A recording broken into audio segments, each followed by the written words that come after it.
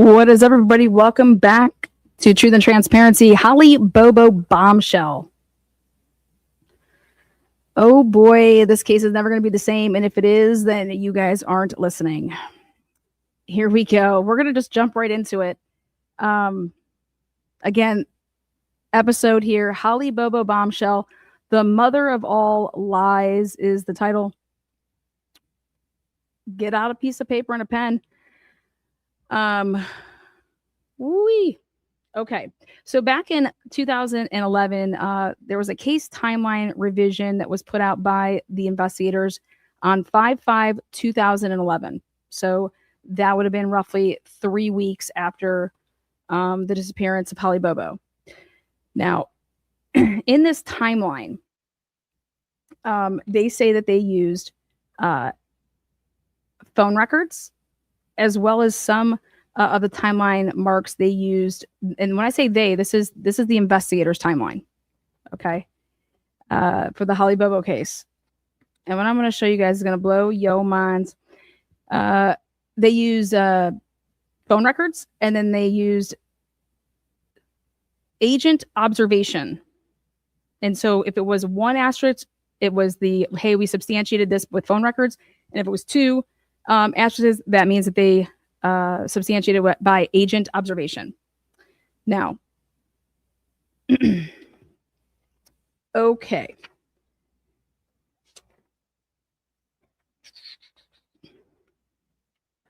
First things first is at 12:21 a.m.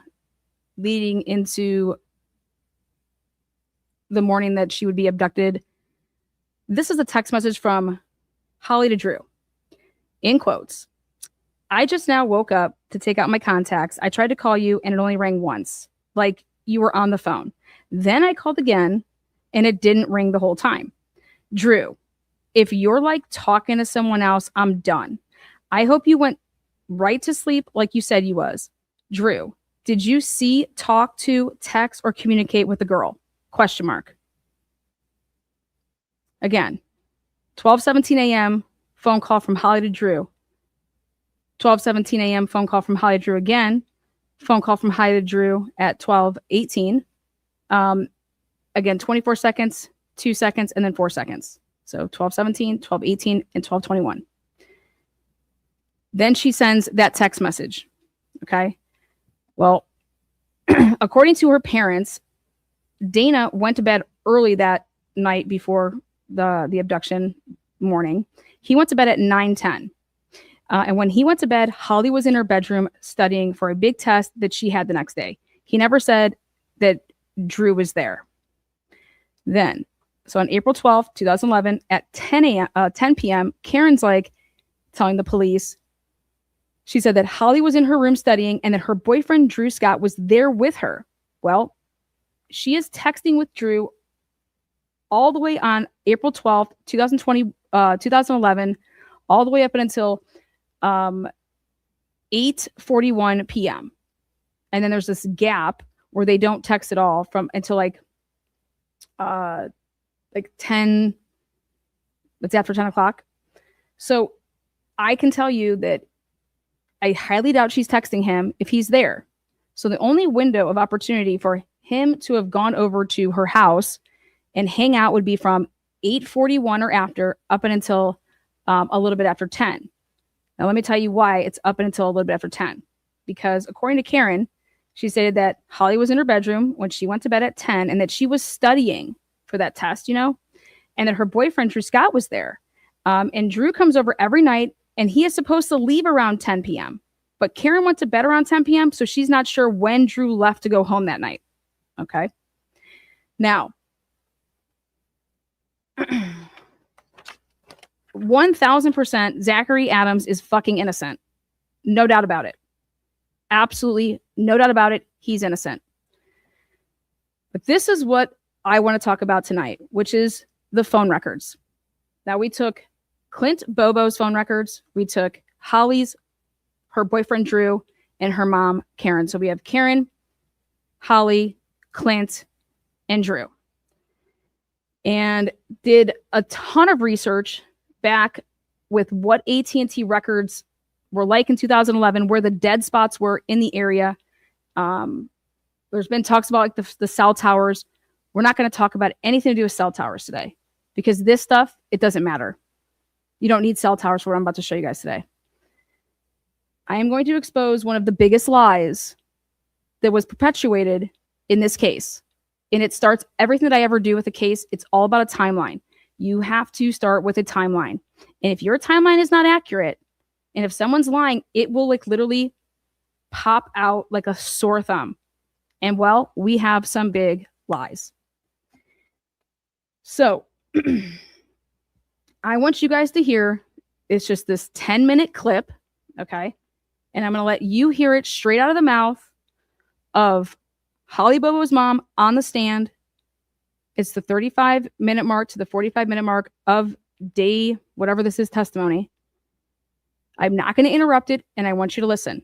Then I'm going to break this all the way the fuck down for you, this 10 minutes, and I'm going to show you how none of this is remotely possible.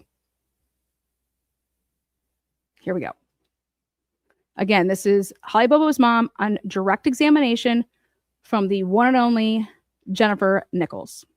And then I'm going to show you, then I'm going to break down this testimony with all of these cell records and with what the police had as a timeline in 2011. And you guys can be the judge and jury. April 13th, 2011, okay? And asked, do you remember what day of the week that was? Wednesday. And was that Wednesday very much like every other Wednesday in your household? It was. Do you remember if Holly had anything special going on in school? When I got up that morning, Holly's door was closed. Clint's door was open. So I closed his door. He snores, plus he had a surround sound. I think the television was on in the surround sound, so I closed his door and opened hers. And she was sitting on the bed studying. I think she told me she'd been up since 4:30 that morning studying. So I went on about my business, getting ready. And then later, I packed her lunch. And then she asked me to get her some muffins. Let me stop you here. Yes, ma'am. So, this conversation that you had with her when she was sitting on her bed, did she see herself? Yes, ma'am. Everything was normal. Everything was good. And you said she was studying for a test? She was. They had a test about 8, but depending on what they were studying as to how much she had to study extra. So it must have been something pretty hard. Because she was already up. But she was already up. Okay, you said you went on about your business. At some point, did Holly leave her bedroom and go somewhere else in the house? She did. She left her bedroom and evidently had taken a shower and put her clothes on. Why do you say that? Because when I left, she was sitting at the dining room table studying. And she asked me, could I grab her some muffins, because I usually fix muffins every other morning. And I remember telling her yes. And I got them out of the refrigerator and put them in the microwave. And I said, just heat them up. I'm in a hurry. Got to go. You said you made her lunch. What you did with that? I think I stuck it back in the refrigerator. So that's what I did every morning. I made her lunch and then stuck it back in the fridge. And did you notice or see lunch/gas money that had been left somewhere in the kitchen by your husband? Yes, at some point in time, I picked up the $20 bill. And I guess Holly must have been in the shower, because I went into her bedroom and I was afraid she would forget it. Because that's just how I was, always doing everything, making sure nobody forgot anything. So I took the money and I actually put it in her wallet, in her purse. And did you tell her goodbye? I did. Told her goodbye and I loved her. Where was she when you told her that? She was sitting at the dining room table studying. Do you remember what time you left for work? Around 7. And when you left, what door did you go out? I went out the back door, the door I always used. Write down on your piece of paper. She says that she leaves at 7. Now, there have been some pictures of the attached carport. Did you see those pictures today? I did. Is that the area that you parked your car in? Yes, ma'am. If we are standing outside of the carport looking at the cars, who parked there? Holly parked on this side. Left or right? If we're looking at the rear of the cars. If you're looking at the rear of the cars, hers will be on the left and mine would be on the right. So I had to walk past her car to get to my car. Is your car there? Her car was there. Everything seemed normal in your garage or in your carport? Yes. Did you see or hear anything that concerns you? No. You said you left approximately 7. When you got there, how long did it take you to get to school? It takes me about 25 minutes. Did you do anything special while you were in the car driving? I talked to a friend of mine, Tina Cruz, on the phone. And frankly, was that something you did nearly every day? Yes. She had a long drive. I had a long drive. So we usually talked every morning on the way to school. And did any texts or any calls come in while you were talking to Tina that interrupted that conversation? Yes, Holly tried to call me. Did you hang up with Tina or did you not pick up with Holly? I can't remember if I waited till I got to school to call Holly and pulled in the parking lot, or if I let Tina go and talk to Holly then. But you talked to Holly on the phone after you left your house about the time you were getting to school? Yes, Did you talk to Holly once or more than once? more than once. And what in the world were you talking about since she had a test every time you did work? Well, she told me that she'd spoken with Drew. She talked to Drew on the phone, and that he was on my mom's property turkey hunting, and he had run into my cousin's son, and that they had questioned him and wanted to know who gave him permission to hunt. So he had permission to hunt, right? He did. It was just kind of a blanket permission. So based on that conversation, did you make some other calls? Did you reach out to your mother? Did you do that kind of thing? Yes, I don't remember in which order, but I called Drew and asked him, was everything okay? And he told me that Bo had asked him about who gave him permission. He told him that Holly's grandmother, and told him that he was Holly's boyfriend. And then I called my mom and told her that Drew was over there hunting. And then I called Holly back and told her everything was okay. And when you called her back to say everything was okay, did you know at that time whether she was still at home, or did you think she had left school? No, I think she was still at home. I mean, that's not, you didn't ask her. I didn't ask her, no. But by the timing, I thought she was still at home. So did all of these sort of back and forth calls with your mom and Holly and Drew, did that cause you to be a minute late to get into your classroom or to get into school? Yes, it did. And we're not supposed to have our cell phones with us. So I left my phone in my room and I walked to the cafeteria where my students already were, and the other second grade teacher was watching both classes. And so the other teacher had actually had to carry your kids to the cafeteria. Yes. Right. And you said you left your phone in your Yes. your classroom. Yes, ma'am. And do you remember about what time breakfast at Scotts Hill, is it elementary? Yes, ma'am. Okay. Happened, like, what time was that when you were in the cafeteria with the kids? We usually went to breakfast, I think about 7:35 or 7:40, somewhere around there. So they were already there and you walked in. Yes. Nevertheless, was it before 8? Yes, ma'am. Was your plan that you would be the one to take the kids back to the classroom? Yes, ma'am. Did you do that? No. Tell the jury what happened. I hadn't been in the cafeteria very long, and the secretary of the school came to the cafeteria, and she said that the neighbor had called and said she didn't want to alarm me, but she thought she heard screams coming from the house. So that's not a phone call that I got every day. I never gotten a phone call like that. So I almost instantly got into a panic at that point, walking pretty fast back to in the school, because our cafeteria is outside the school. So I go back inside the building, and I went and used the phone, and I called Where did you go? Did you go back in the building? Where? to the library, to the closest phone I could get to, which was normally would have been the office phone, but I must have looked over there and there were parents bringing their kids in, so that's why I used the library phone. But I called Clint and I asked my son Clint what's going on, and he said, did Holly not have school today? And I said, yes, why? And he said, well, I think she's out here with Drew. And I don't know what made me say it. This instant panic came over me, and I said, that's not Drew. Call all the neighbors, I think is what I said. And then I ran over to the office and I called 911. I don't remember exactly what I said, but I remember they said it was Henderson County. We live in Decatur County, so I hung up. I think I fell on the floor at that point. And I guess I called Clint back, but I don't really remember now if it was from the library phone or the office phone, and he was still talking about, was Holly not going to school today when she turkey hunting with Drew? And I said, that's not Drew. And at some point I said, get a gun and shoot him. And I remember Clint saying, you want me to shoot Drew? And then a friend of mine and co-worker, Terry Bromley, I think she pulled me up out of the floor, and she was pulling me to her. We were trying to get to her vehicle, and as soon as we got to her vehicle, I called 911 again, and I got Decatur County that time. So Terry Bromley is a friend and a co-worker? Friend, co-worker, used to be Holly's basketball coach. So somebody that had known Holly for... Since she was in 6th grade, maybe.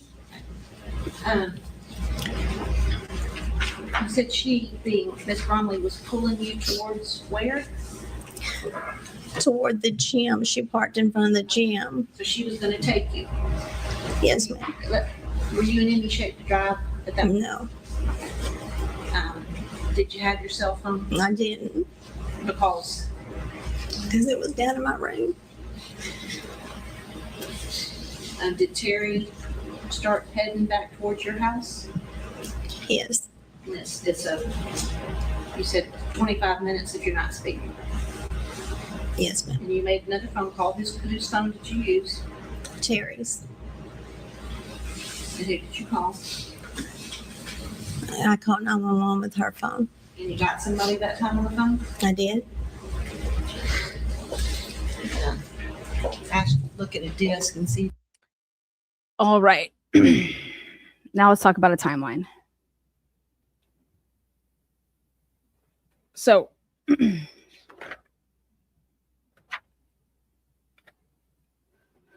all right. So in order to understand how this works is I took Karen Bobo's cell phone records straight from Discovery, the evidence. I took Holly Bobo's phone records.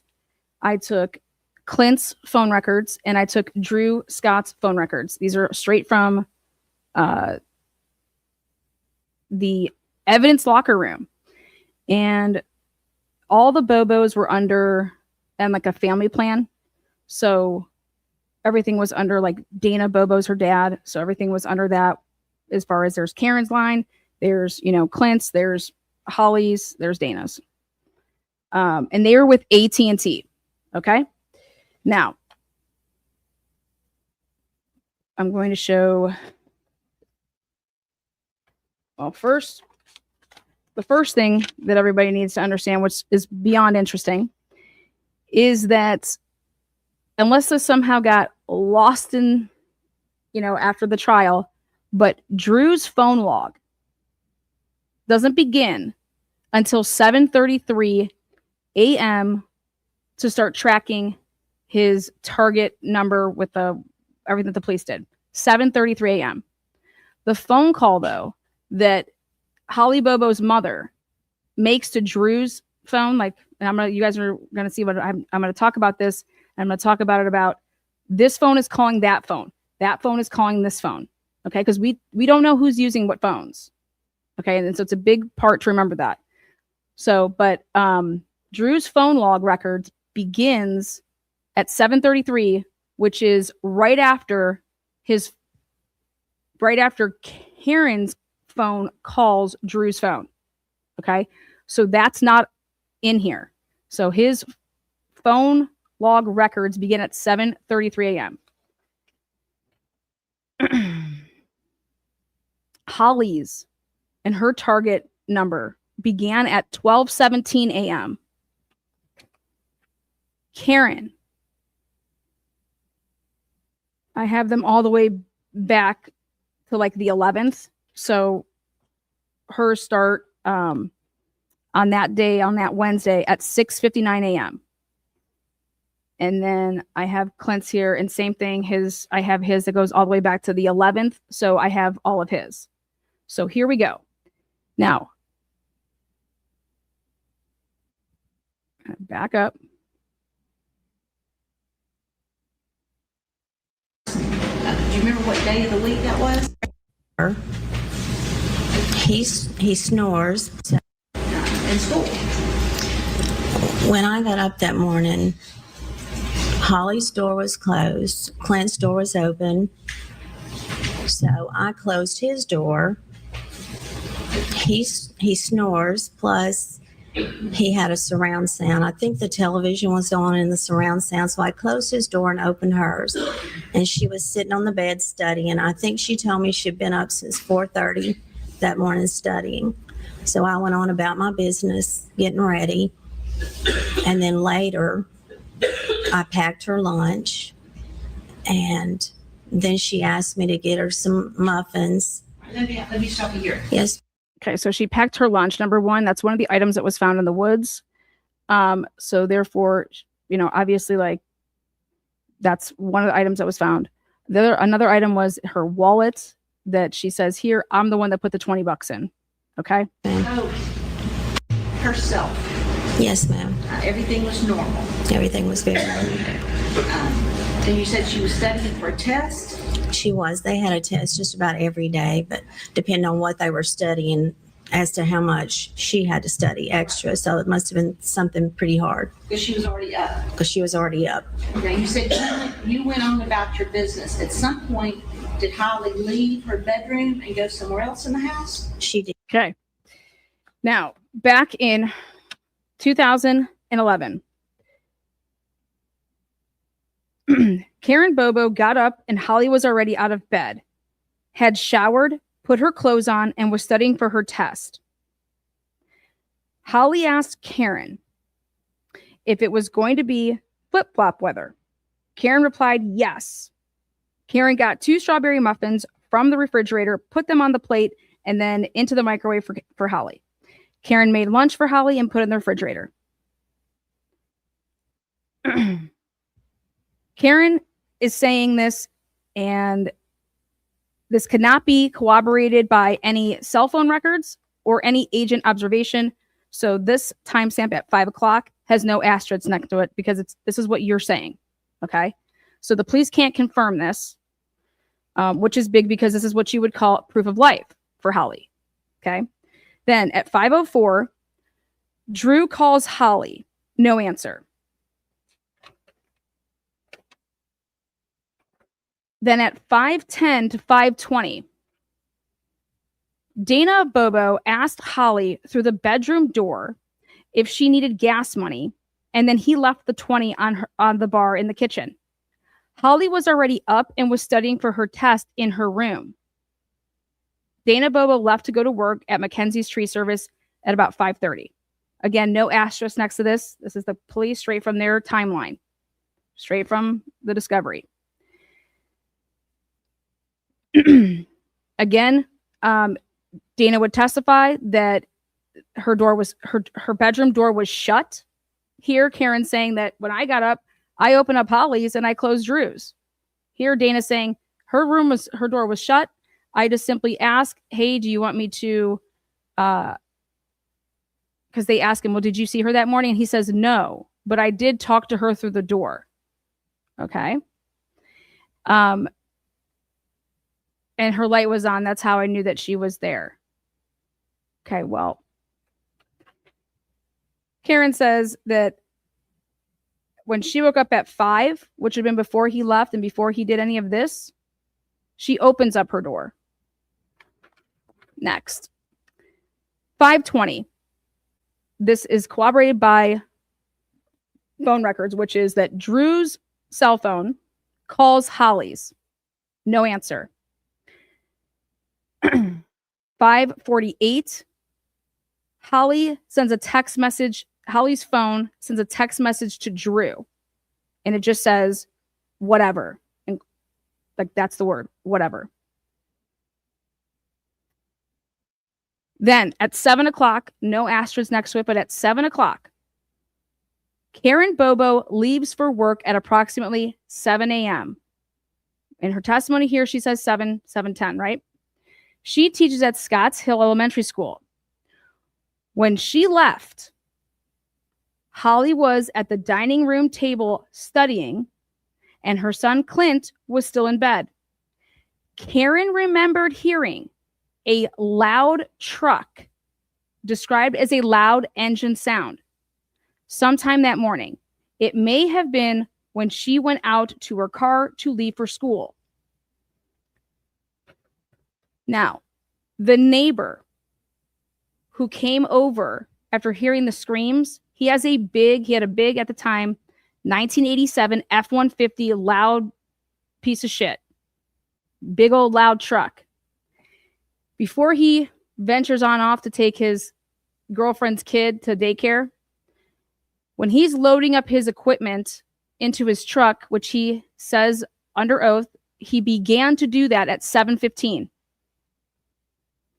And then obviously it would have had to be sometime between 7:15 to the time that he calls his mother to say, hey, I heard the scream and it just isn't sitting well with me. So I called my mom after I had already went to the Bobo residence pulled up into their driveway, shut off my engine, and sat there for a couple minutes. And I did this about, I don't know, a minute after hearing the screams. My girlfriend didn't hear it in the house. We didn't see anything when we pulled up into the driveway. And so I want you to think about that movement now with what Holly's mom said back in 2011, that she heard a loud engine.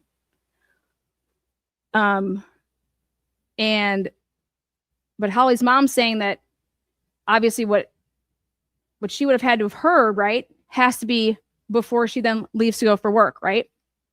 Okay. Then we're going to go to the phone records here.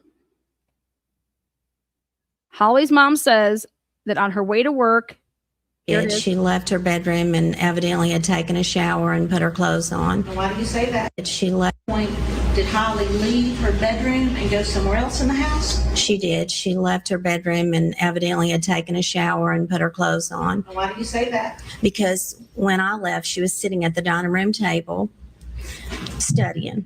And she asked me, could I grab her some muffins, because I usually fixed muffins every other morning. And I remember telling her yes, and I got them out of the refrigerator and put them in the microwave. And I said, just heat them up. I'm in a hurry, gotta go. You said you made her lunch. What you did with that? I think I stuck it back in the refrigerator. So that's what I did every morning. Made her lunch and then stuck it back in the fridge. And did you notice or see lunch/gas money that it? The $20 bill, she would forget it. Making sure nobody forgot anything. And did you tell her goodbye? I did. Told her goodbye and I loved her. Where was she when you told her that? She was sitting at the dining room table studying. Do you remember what time you left for work? Around 7. okay, right there, you heard around 7. Now, Karen's phone records. At 6:59 a.m., she calls a woman named Tammy White. And what it shows on the phone is that it's an outgoing call to her, and it lasts. So back in 2011, when you would make a call, is if it was, anytime it goes past, if it's like 1 minute and 2 seconds, it's going to round up. Okay. So if it was a 32-second phone call, it would be a minute. Okay. So at 6:59, she calls Tammy White. At 7 o'clock, so it just shows a 1 minute. And so what that means is if she's calling her right back, chances are that when she called, she got her voicemail. And now how the phones will work is as long as you made the call, it's going to show that you made an outgoing call. But in order for it to be in 2011, for it to be on somebody else's bill and show up in these CDRs, they would have had to answer it, or their voicemail, if it was to pick it up, and then it could potentially register then it would show like as a call, but it would have to go through that type of a cycle. And it's going to be important, so hear me out. So at 6:59, she calls Tammy White.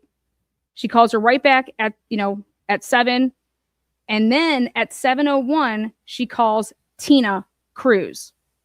So she never says how she tried to call Tammy White twice and Tammy White didn't answer. Okay.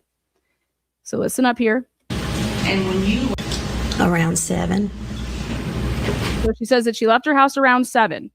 And when you left, what door did you go out of? I went out the back door, the door I always used. Now, there have been some pictures of the attached car ending outside of the car. Side, left, and Mom would be on the right there. Everything seemed normal in your garage or in your car. You said you left approximately 7. When you got there, how long did it take you to get to school? It takes me about 25 minutes. Did you do anything special while you were in the car driving? I talked to a friend of mine, Tina Cruz, on the phone. And frankly, was that something you did nearly every day? Yes. So there's Jennifer Nichols testifying for leading, and every question's a leading question. This is ridiculous. So here we get to the Tina Cruz. Okay. Tina Cruz. She makes a call. So we had 6:59, 7 o'clock, and now 7:01. Tina Cruz picks up, and they have a 14-minute call. So from 7:01, 14 minutes brings you to 7:15. Okay, we can do some math. And what we believe happened here, because right after she basically gets off the phone with Tina, after the 14 minutes, she calls Tina right back and then continues on for, it goes 14 minutes. Then she tries to call Tina right back. It's 1 minute. And then at 7:16, it's a 6-minute call. And so we went ahead and we looked in that area, and it says how calls will drop over there. It's in a rural area. So what this would mean is that what it looks like, I would be showing these on the screen right here, but the reason I'm not is because I don't want this live to get struck for privacy concerns. And it's way too good to get struck. Okay. So she calls Tina. The phone clearly, if it's like a dead call, drop call. So then she calls Tina back. Then they have, she tries to call her back for that 1 minute, but nothing goes through. Then she calls her back again. And now, okay, we're having another 6-minute call. Okay. So she just says here that it takes 25 minutes to get to school. Well, from 7:01 until 7:23. It's pretty close to 25 minutes, right? Yeah. If she left when she says she does, right? Okay. Now listen to what she says next.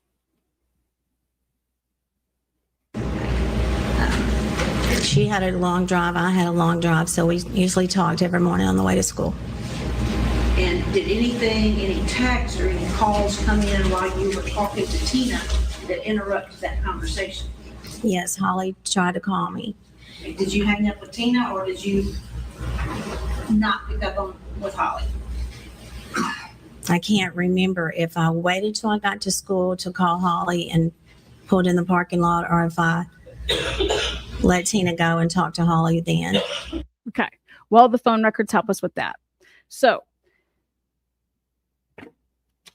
during that 7 o'clock to 7:23 time, at 7:06, Holly's phone texts Drew, 7:06, and says, "Let me tell you something.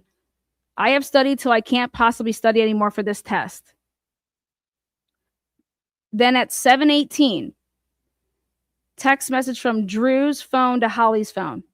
"Well, there was a whole slew of men came in there, and they asked who were in if we had permission to be there, and he said his granddad owned a third of that land." End quote of the text.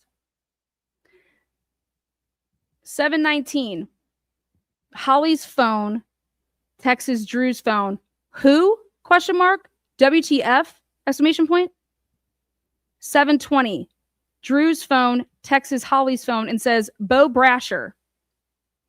Now, in this lovely police timeline, it shows a 7:20 phone call from Holly to Karen. Never happened. I have the phone records. 7:20, there was no phone call from Holly to Karen. 7:21, there is a phone call from Holly's phone. At 7:21.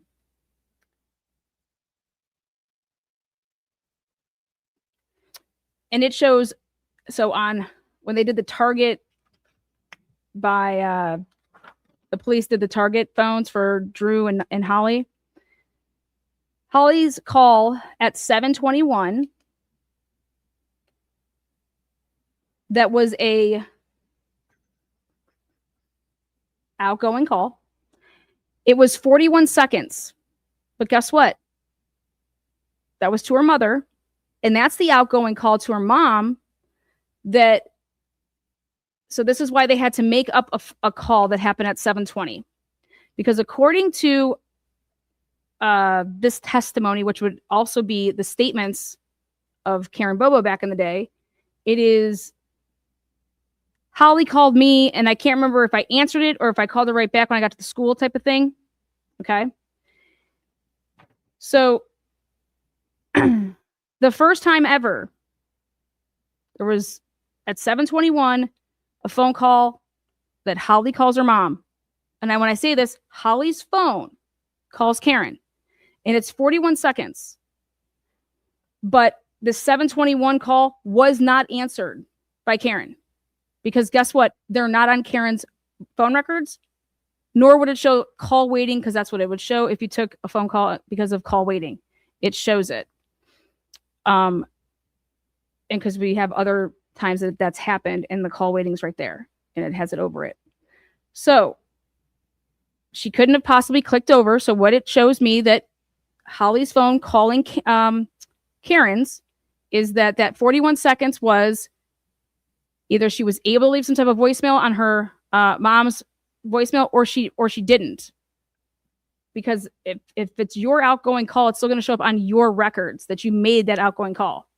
In order for it to come on your records, if it's an incoming call that you don't answer, it doesn't count your missed calls. So you're shit out of luck, like normal. It doesn't show your missed calls. You have to actually answer your phone. Okay?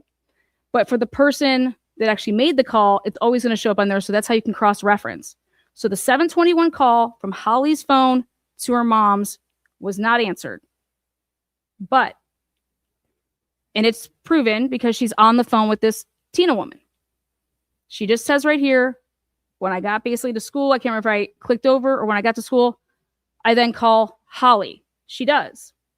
Karen calls Holly's phone at 7:23 a.m. And it shows on Karen Bobo's phone records, it has the number 2, meaning 2 minutes, which means it could be from anywhere from 1 minute and 1 second to 1 minute and 59 seconds. That's how you're going to be able to get the 2 to show up. On Holly's phone records, 7:20 or at 7:23, there's an incoming phone call that registers on her phone. That means Holly's phone picked this up, and it was 1 minute and 22 seconds. 1 minute and 22 seconds. Okay. So Karen, her testimony is that when she talked to her daughter back in the day, she says, as Karen, this is what police write down. As Karen Bobo was walking into school, she got a call from Holly, and it says 39 to 41 second call. It's like, yep, nope, you're on the wrong one. It's the 7:23 call. I can actually probably show this page. I'll show you guys this one.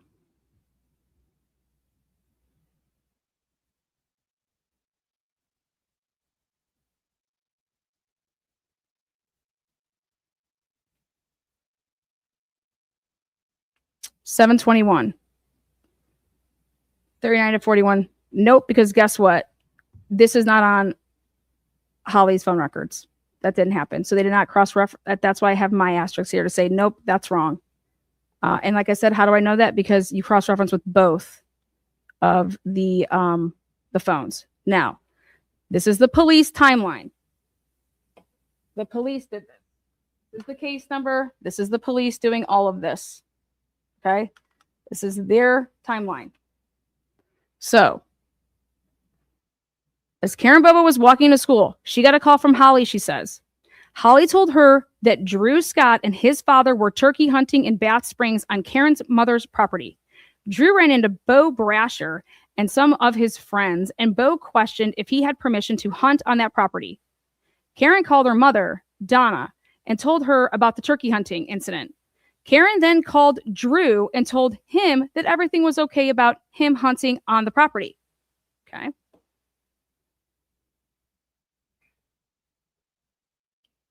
Now,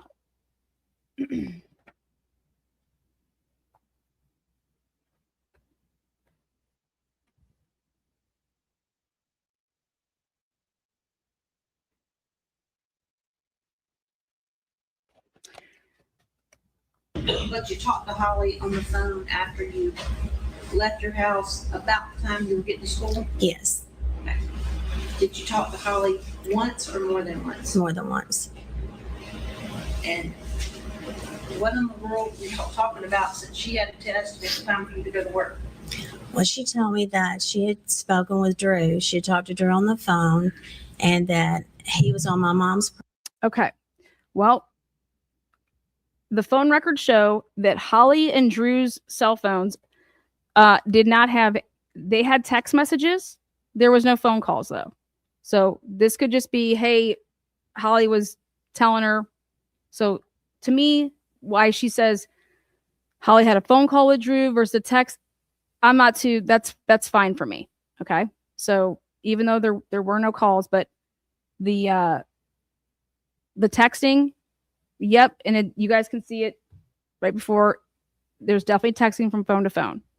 Now, Property turkey hunt. She had talked to Drew on the phone, and that he was on my mom's property turkey hunting, and he had run into my cousin's son, and that they had questioned him and wanted to know who gave him permission to hunt. So he had permission to hunt, right? He did. It was just kind of a blanket permission. So based on that conversation, did you make some other calls, reach out, call your mother, did you do that kind of thing? Yes, I don't remember in which order, but I called. so she says, I don't remember the order here, but I don't remember the order. But after she says, after she talked to Holly, right? Because Holly's telling her what, Drew had told her. She doesn't remember the order, but this is how she says it. Drew. Did that kind of thing? Yes, I don't remember in which order, but I called Drew and asked him, was everything okay? And he told me that Bo had asked him about who gave him permission. He told him that Holly's grandmother, and told him that he was Holly's boyfriend. And then I called my mom and told her that Drew was over there hunting. And then I called Holly back and told her everything was okay. Okay. So that's the order that she says. Now, this is the correct order. Okay. So at 7:23, there's like I said, 1 minute and 22 second phone call. Then at 7:26, the first phone call was to her mother, Donna. Okay. So I want you guys to see what the police did here. So this whole Karen calls Holly back, missed call. Karen calls Holly back, 75 seconds. Karen calls all of this. This is how crazy this all is. They're looking at phone records and they're not able to understand why at 7:23 are there two back to back. Like it's like repeating. And it's somebody needs to answer to it. But at the end of the day, that's your 1 minute and 22 second phone call. Okay. Now, when she gets off the phone, again, this is if Karen's talking to Holly, right? Versus just maybe someone else. But at the end of the day, these phones talk, and it's only one call here. Okay. 7:25 here. It says Holly calls Drew for a second call.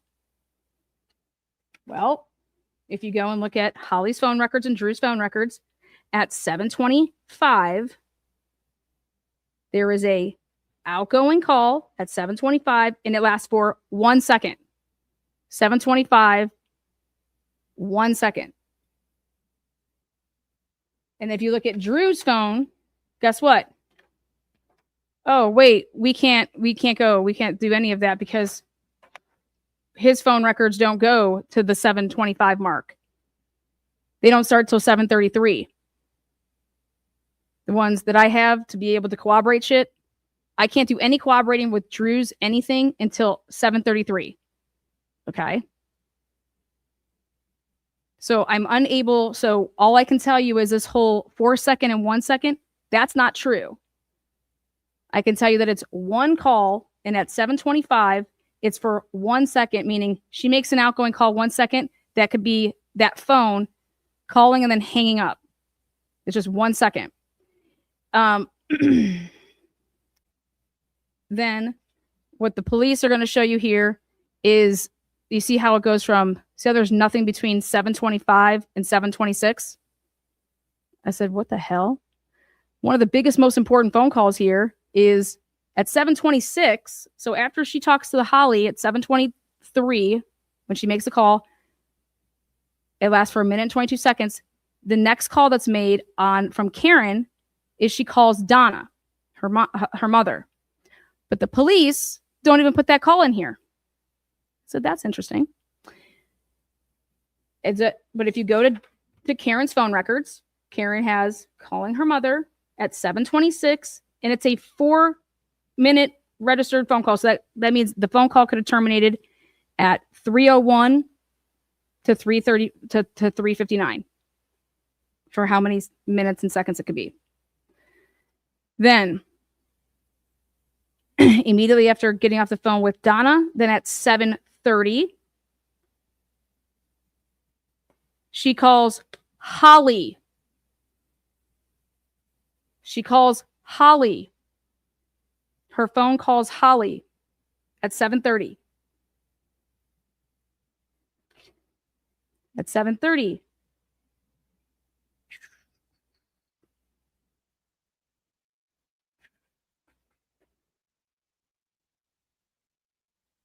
One minute and 10 seconds incoming. 1 minute, 10 seconds.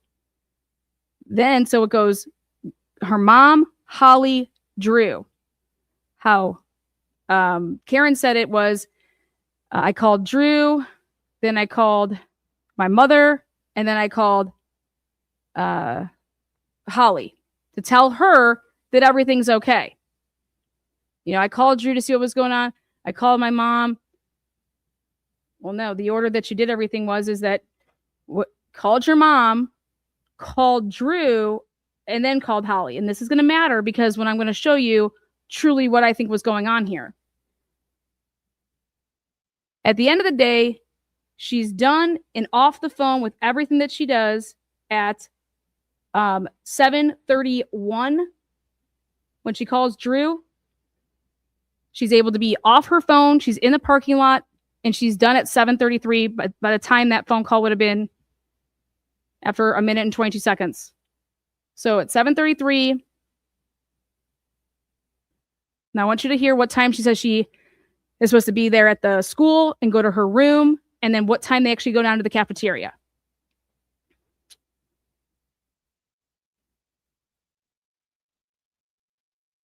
So she's in the parking lot at 7:23. Makes all these phone calls for what purpose? This is something that was supposed to be happening after the fact. Like Drew is already at work. Okay. Drew's already left. He's not turkey hunting anymore because remember, he has to go to work. And he got to work earlier that day and he had to be to work at 8. And it's a 25-minute drive from the grandmother's property to where he works. So here we go. When you called her back to say everything was okay, did you know at that time whether she was still at home or did you think she had left for school? No, she was. I think she was still at home. I mean, you didn't ask her. I didn't ask her, no. But by the timing, I thought she was still at home. So, did all of these sort of back and forth calls with your mom and Holly and Drew, did that cause you to be a minute late to get into your classroom or to get into school? Yes, it did. And we're not supposed to have our cell phones with us.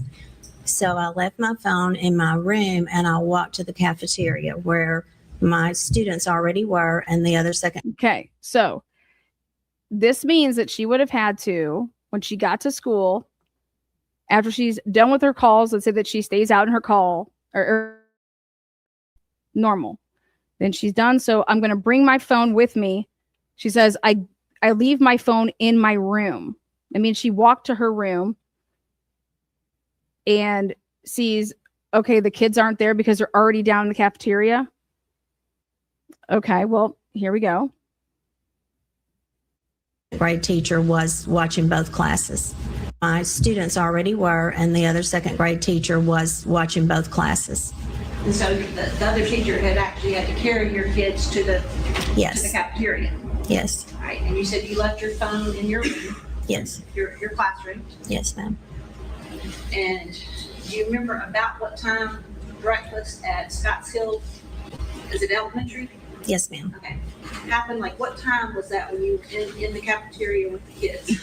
We usually went to breakfast, I think about 7:35 or 7:40, somewhere around there. So they were already there and you walked in. Yes. Nevertheless, was it before 8? Yes, ma'am. Was your plan that you would be the one to take the kids back to the classroom? Yes, ma'am. Like, did you do that? No. Tell the jury what happened. I hadn't been in the cafeteria very long, and the secretary of the school came to the cafeteria and Okay. Now,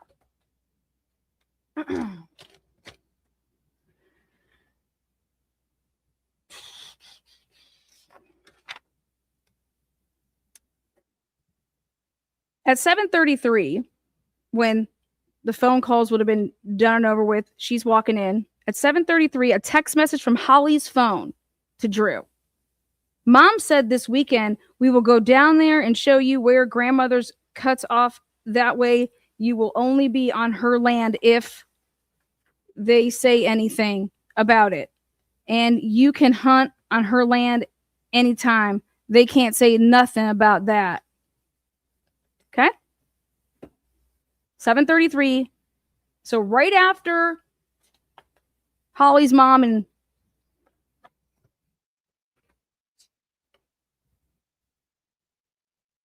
Drew had that 7:31 call. No overlappage here. Okay? So at 7:31,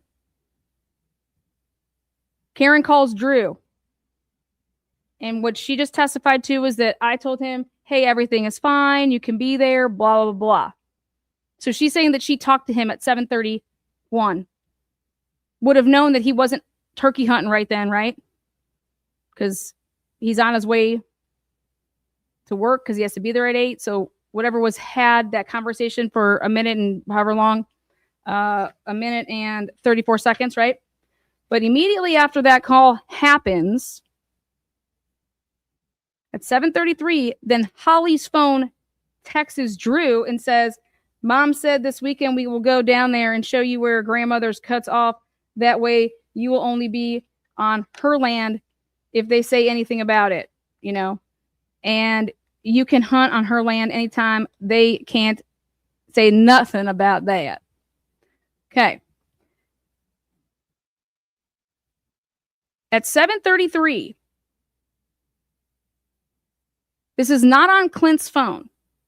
Incoming call to Clint from a guy named Chad Marshall. 7:33. According to Brent Booth, Clint didn't answer this phone call. Well, I said, here's Clint's cell phone records. I said, wait, 7:33? I said, well, there is no incoming call. It's like, so you could not have made this determination from Clint's phone to be able to say that a Chad, okay, had tried to call, unless you actually, because if you go off of the phone records, right, you can have a missed call because a missed call is not going to register. All right. So off of the phone records, though, Chad Marshall calls Clint. The call, according to the police, in May of 2011, Clint received an incoming call from Chad Marshall. Clint didn't answer this. And I'm like, who the fuck's Chad Marshall? Don't you think it's kind of like an important thing? It's right before the abduction of, you know, based on their timeline. At 7:39, the next thing that the cops say that's important is 7:39, a text message from Drew to Holly. It ain't no big deal. After that whole text about, we'll show you where you can go. 7:41, text from Holly to Drew. Well, you're still going to go there. Or I'm sorry, well, you're still going to hunt there. Then the police put in between 7:40 and 7:45, they say James Barnes was out on his porch and heard screaming. He's the neighbor. He ran to a fence row and said it sounded like a younger female and thought it was Holly. This is the neighbor, James Barnes. Now, during his testimony, James Barnes says that he began to put his tools in at 7:15. And so he's like, I don't know what time it could have been that I heard it, but I just know that I began to fill my truck up with the tools at, 7:15. And I'm like, oh, interesting. Then he testifies to what type of vehicle he had. Big old 1987 F-150 loud truck. Okay. Same thing that Holly's mom said she heard. Now, back in 2011, Barnes said that he drove by 45 seconds after hearing the screaming stop. Nobody was there. He drove all the way to the fork in the road and did not see any vehicles on the roadway. When he got to the fork, he called his mother, Kathy Wise, who lives on the same property he does. And guess what? We were able to get James Barnes' phone records. James Barnes calls his mom, Kathy, who they're all the neighbors of the Bobos, at 7:47 a.m. 7:47. Now, why is this important? Because at 7:46, Karen got to school, according to the police here, and Karen got to the school cafeteria at 7:46. She should have been there at 7:30 a.m. Marissa Phillips, the school secretary, came into the cafeteria at 7:46 per the school video timestamp and told Karen that Karen's neighbor, Kathy Wise, had called because she heard screaming from Karen's house. I said, the fuck that happened? I said, at 7:46, this person that would have, Marissa Phillips, that would have walked into the cafeteria at 7:46, James Barnes hadn't even called his mom yet to let her know about the screams. Because their phone records show at 7:47 is when James Barnes calls his mom. Okay? And now, what's really important here is that the police are saying that the last time Holly Bobo did anything with her phone being alive was at 7:42. And I said, nah, y'all are fucking crazy. And that's absolute craziness. James Barnes waits until he drove over to Holly's house. He shut off his engine. He testified. I sat in that driveway for like 2 or 3 minutes with my girlfriend after I loaded up my stuff, said, hey, get in the car, get in the truck. We got to take the kid. But before that, we're going to go over. He's like, did you hear that? Drives over with the truck, puts it at the end of the driveway, turns the ignition off, listening, looking. He doesn't see any cars. He doesn't see anything. Okay. Then he pulls away, and it's about a 5-minute drive to get to where he got when he called his mother. And then his mother would have had to do what? Well, call Karen Bobo, right? Well, guess what? There is no, obviously, if it was a missed call, it wouldn't be there. But so Karen, at 7:47, if James Barnes is calling his mother and they talk, then that means that Kathy Wise cannot possibly call the school prior to 7:47, people, because she didn't get a phone call from her fucking kid yet. You understand? Very simple math here. If James Barnes does not call his mom to say, hey, I don't know, I don't feel right about this, like maybe you should call Karen with that screaming or whatever, but he calls Kathy at 7:47. The phone records prove that. Okay. I mean, he calls not Karen, but he calls his mom, Kathy Wise, at 7:47. That means that Kathy Wise cannot possibly call the school before 7:47. Okay. Perfect. Now,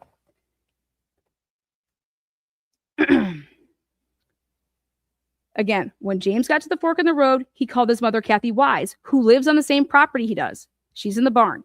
Kathy said that James told her the screaming lasted about 45 seconds and sounded like a domestic.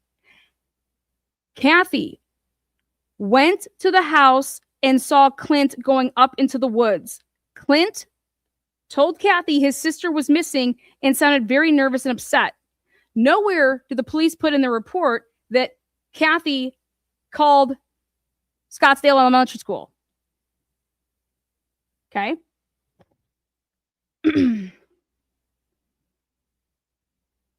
So hear She this. said, Tell the jury what happened. I hadn't been in the cafeteria very long, and the secretary of the school came to the cafeteria, and she said that the neighbor had called and said she didn't want to alarm me, but she thought she heard screams coming from the house.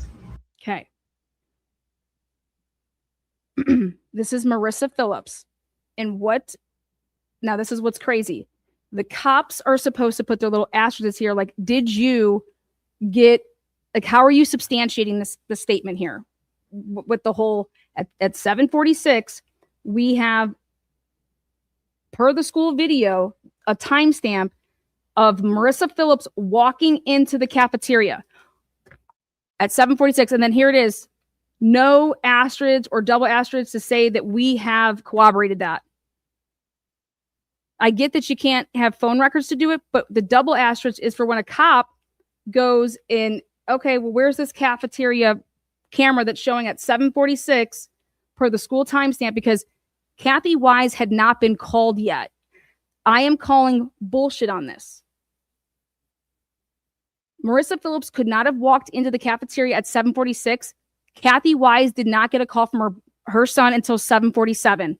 By the time that she's done talking to him, and then to find, okay, well, wouldn't you call Karen Bobo's, I don't know, her cell phone first? Okay. Then I didn't get okay, now let me go ahead and call Karen. I guess I'm going to call the school and ask to talk to Karen or leave her a message. Okay. How long do you think that's going to take? It has to go in chronological order. It does not. So that's not a phone call that I got every day. I'd never gotten a phone call like that. So I almost instantly got into a panic at that point, walking pretty fast back to in the school because our cafeteria is outside the school. Okay. Now, I want to show you guys how ridiculous fucking the cops are. How could the cops put together a timeline? Okay. And then literally show this as a timeline.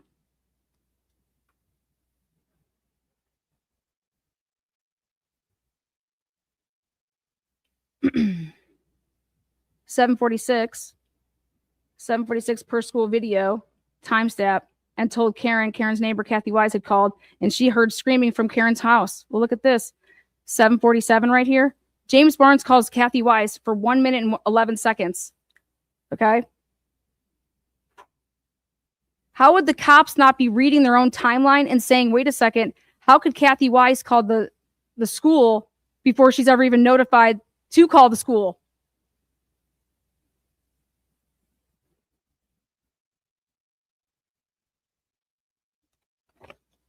Next. Now here's the ridiculous, beyond any shadow of a doubt, the lie.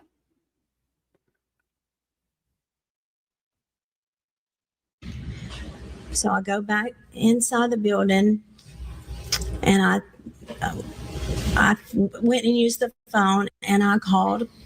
Where did you go? Did you go back in the building? Where? To your room? To the library, to the closest phone I could get to, which was normally would have been the office phone, but I must have looked over there and there were parents bringing their kids in, so that's why I used the library phone. But I called Clint and I asked. Okay, so now we go to Clint and Karen's phone records. She says, so Karen here has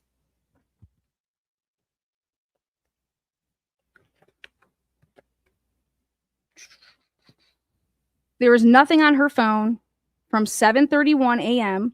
Okay. I'm sorry. Yes. From 7:31 a.m. on Karen's phone records, her phone is not being used. So, okay, good. Then you saying that you didn't use your cell phone because remember it's in her room. So she goes and used the library phone. So then I look at Clint's and what do I have? Okay. Boom. Yep. Here it is. I have, Clint calling Karen Bobo first at 7:51. Says Clint to his mom, Karen Bobo, at 7:51. And remember, though, it doesn't register on her phone, okay, because it's a missed call, right? But here at 7:51, he calls Clint's phone, calls his mom's cell phone. A minute later, or 7:53, a minute and 30 seconds later, Scotts Hill Elementary School at 7:53 and at 7:56. 1 minute apiece. That means the phone call could not have lasted longer than 59 seconds. And it was answered 7:53 and 7:56. So now, again, I urge you to use your brain here. Kathy Wise was unable to possibly call the school, okay? And she doesn't have her cell phone, she says. If Kathy Wise is not going to call from her son until 7:47, and they're on the phone for 2 minutes, it was like 2 minutes and 40-second phone call or something like that. So we'll just be kind and say from 7:47 to 7:49.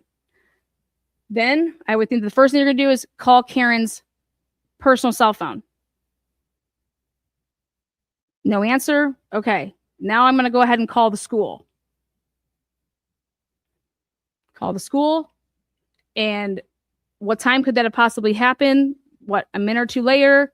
And the school is then, okay, we're going to go find Karen. And we're supposedly going to be walking down to the cafeteria where we're going to be telling this story. But yet it's nowhere in the police's timeline in 2011 at all. Asked my son Clint what's going on. And he said, did Holly not have school today? And I said, yes, why?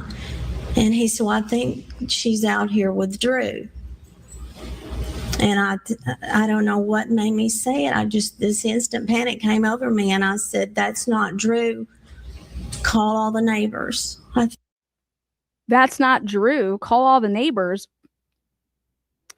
Because back in the day, Karen was basically always saying that the reason that she knew it wasn't Drew is because she knew that Drew was turkey hunting. What? Yeah, he was turkey hunting earlier, then left because he had to get to work, and he was on time. Actually, he was early to work, okay? And when he would have been talking to her on the phone at 7:31, he wouldn't have even been turkey hunting anymore, okay? Because in order for him to be early, he would have already had to be left and on the road. And that's like not even him showering or doing anything like that at home. He just turkey hunting straight to work, right? And so why would she think that he was turkey hunting? She talked to him at 7:31.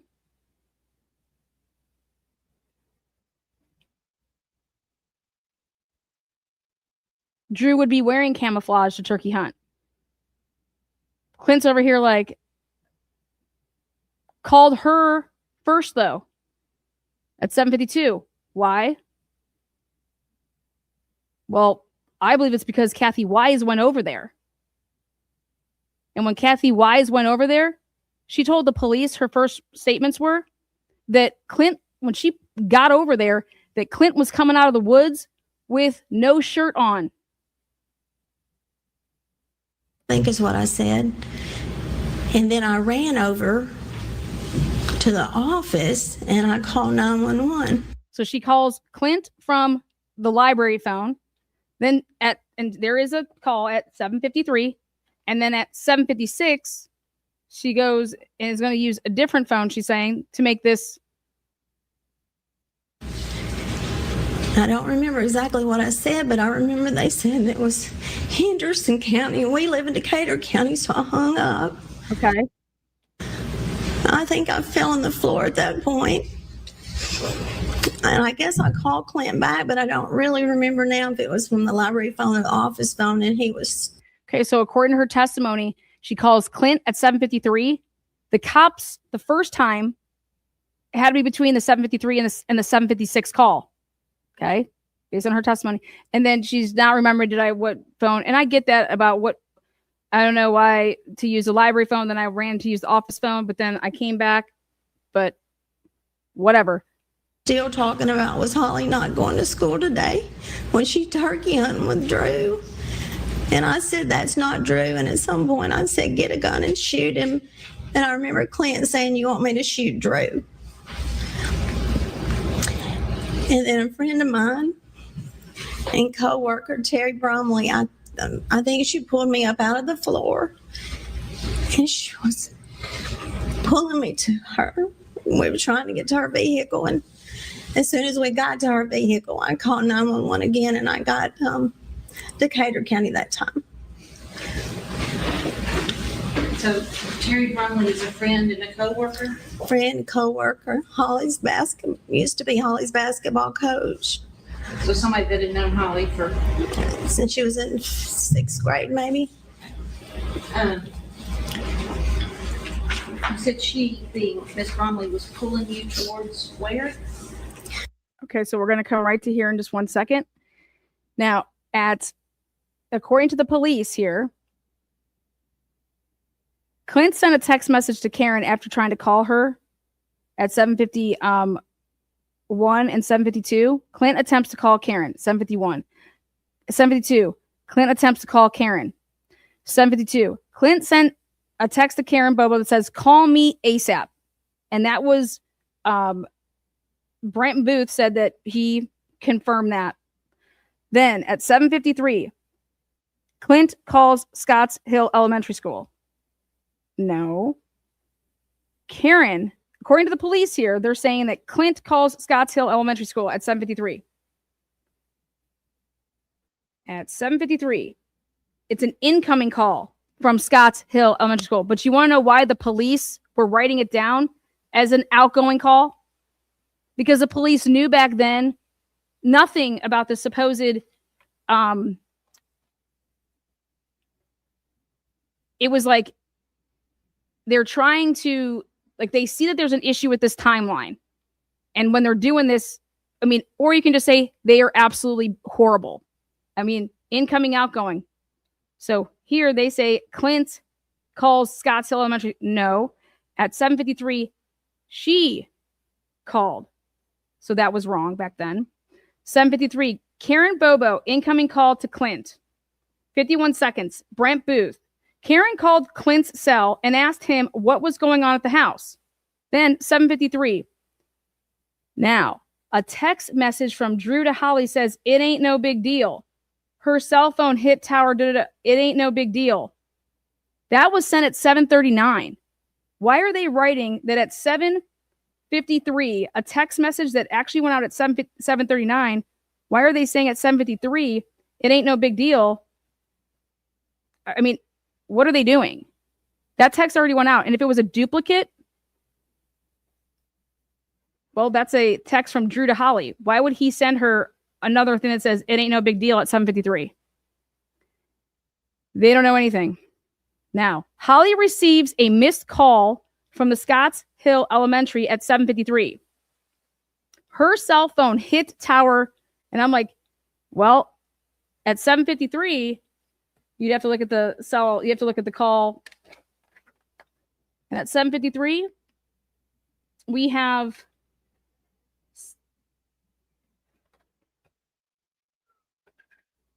and it says that was answered 2 seconds. That phone call was answered at 7:53.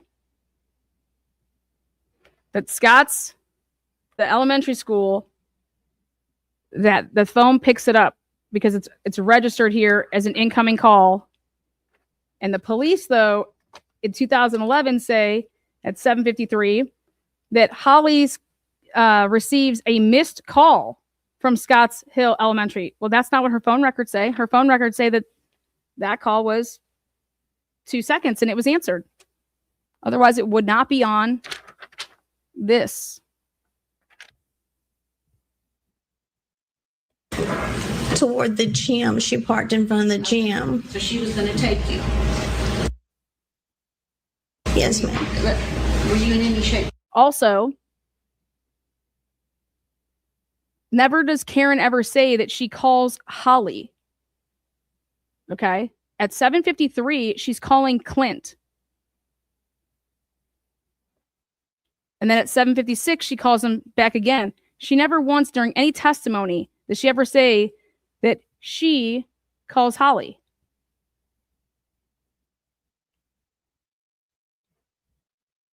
Holly for Used to be Holly's basketball coach so somebody that had known Holly for since she was in 6th grade, maybe. You said she, being Miss Bromley, was pulling you towards where? Toward the gym. She parked in front of the gym. So she was going to take you. Yes, ma'am. Were you in any shape to drive at that? No, Did you have your cell phone? I didn't, Because because it was down in my room. She said, I didn't have my cell phone because it was down in my room. Okay. And so she's getting into Miss Brumley's car. Okay. did Terry start heading back towards your house? Yes. And it's you said 25 minutes if you're not speaking. So we have her making a call because we have the Clint cell phone records. And the last call that she made, that we can say that she made, is from the school with Clint, is at that 7:56 time frame. Okay. And so then she tried to call 911. It went to she realized it was Henderson. So she's like, no, I can't. We got to get the other one. So then Brumley says, here, I'm going to drive you, get in my car. And as they begin to drive, listen right here. Yes, ma'am. And you made another phone call. Whose phone did you use? Terry's. And who did you call? As they begin to drive, she's in Terry's car. She left her phone's in her room. She gets in Terry's car and she uses Terry's phone. I called 911 with her phone. And you got somebody that time on the phone? I did. Okay. So, ready. If she left her cell phone in her room at school, and let's say that right after 7:56, the call to Clint, it was like a minute, so they get in the car, and let's just say that it happened right after that, immediately right after that. So let's say 7:58. Okay, it's going to take 25 minutes, okay, to drive to her home. Okay. Well, I have a question. I have about 5 of them. At 8:08 a.m., Karen Bobo's cell phone calls Holly Bobo's cell phone. How does that happen? At 8:08 a.m., Holly Bobo's cell phone receives a call from Karen's cell phone at 8:08. It's supposed to be in her room at school, right? She's in the car with Terry Brumley, and at 8:08 a.m., Karen's phone calls Holly at 8:08. Then Karen's phone receives an incoming call from Donna, her mother, and answers it at 8:12 a.m. Then Holly Bobo's mother receives another incoming call from a Chastity something. Then at 8:19 a.m., Dylan something. Then a waiting call from Donna at 8:20. And then Clint Bobo, 8:23 and 8:25, she's calling him. Then Myra, then Dylan, Tammy White, all the Scotts Hill Elementary. She's calling Scotts Hill Elementary at 8:42 a.m. Why is she calling Scotts Hill Elementary at 8:42 a.m. from her cell phone? Now, come on and fuck with me. Let's go. Karen Bobo's cell phone is in her room, she says. She doesn't have her phone. She has to get in the car with Terry Brumley, and they're going to drive. And so right here, when I found all this, Karen Bobo lied. It's all a lie. Karen Bobo is lying, has been lying. The question is why? Now, I've never seen it until I saw it with Jennifer Drake. Jennifer Drake, okay? In a preliminary hearing, the police did not use a cop or a dispatch to introduce a 911 call, okay? Guess what happened here in the Holly Bobo case? Ready for this? In the Holly Bobo case, right here, Karen Bobo introduces her own 911 call. Look at a disc and see if you can tell us if you recognize it or not. Yes, ma'am. How do you recognize this disc as opposed to every other disc? Because I initialed it. What is it? It's my 911 call. Your Honor, ask that we mark this as the next numbered exhibit. We are 17. There's been evidence exhibit 17. You said you initialed it. Did you initial it after listening? Yes, ma'am. And does this truly reflect what you told the 911 operator on your way back home? Yes, ma'am. Permission to publish, Your Honor? Yes.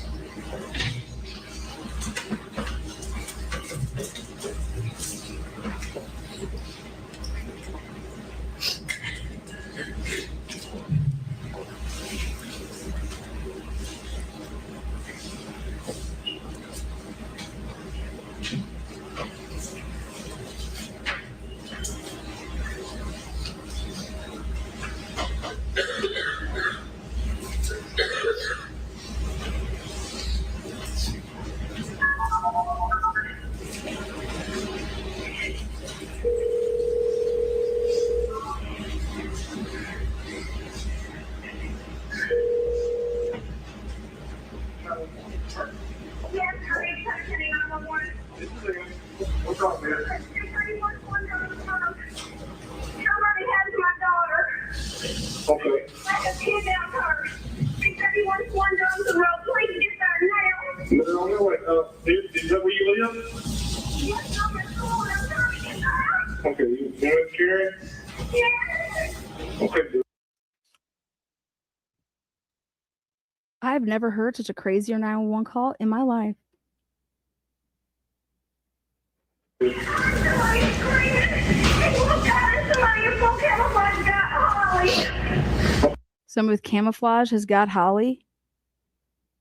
She refuses to say that it's Drew. Like, why couldn't Drew be at the house? Just, what do you mean Drew's there? Like, what do you...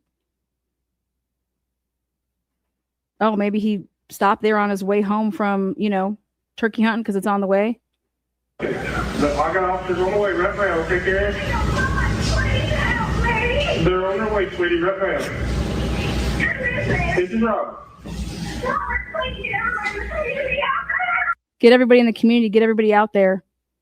They're on their way, sweetie. I got everybody on their way right now already. Oh my God. Do we know? Say, can't see them. Are they in a vehicle? Okay. Okay. All right. I've got officers there. I'm gonna let them know. Okay.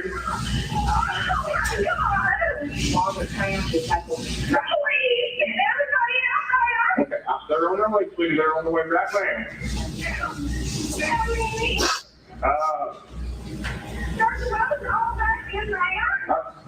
Okay, and this is going, hey, what's your daughter's name, Miss Karen? Okay, this is Holly. Okay, and she's what, 16, 17? Okay, she's 20. All right. 20-year-old female, blonde hair. Yeah, male perfect, full camouflage. Drug her off through the woods. That's the way behind your house here? Okay, it's gonna be right there, head third house. Yeah. Okay, I got one more way, honey. Everybody is on the way.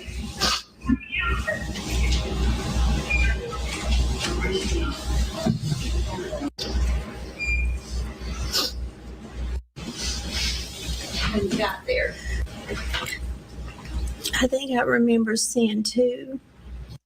When you got there, she asks, like, when you guys got there, what's up? Like, who's there? I remember seeing Jeremy Pratt because I knew him. He went to church with us. Who was that? He was a police officer. Okay.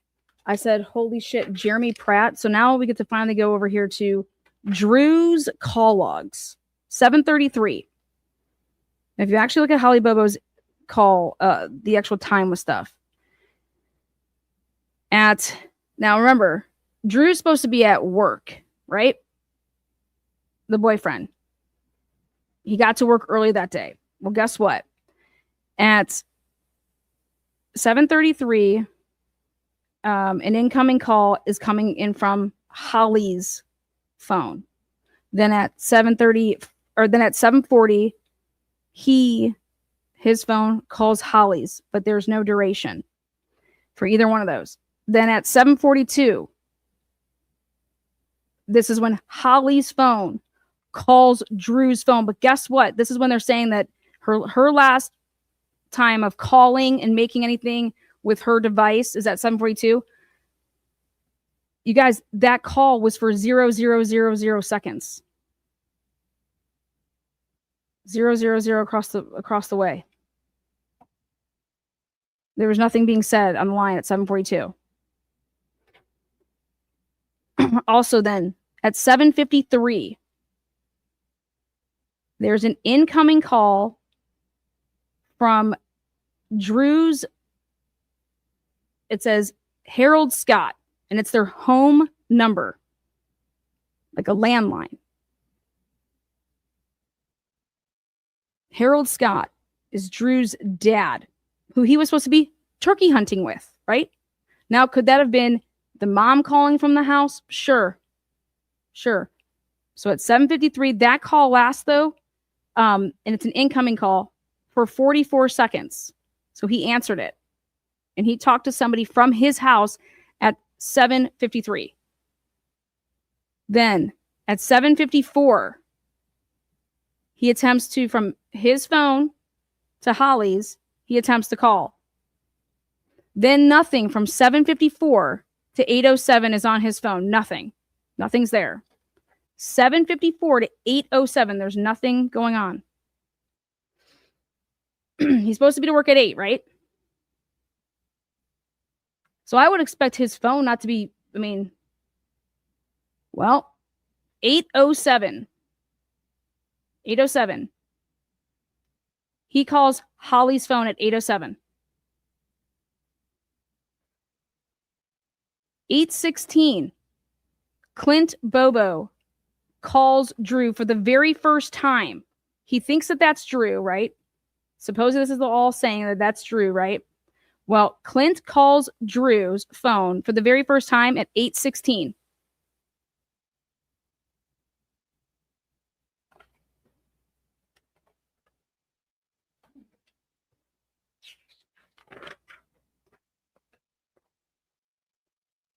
So 7:59. Holly receives a missed call from Clint. No answer, went to voicemail. 3 to 4 seconds, says Brent Booth. 8:02. Terry Brumley, incoming call to Clint. Terry is driving Karen home. So 8:02, the reason that Holly's mom can't use her own phone to call her son is because her phone is supposedly in her desk. So at 8:02, Terry Brumley's phone that's calling Clint, they're saying, hey, that's really Karen calling at 8:02.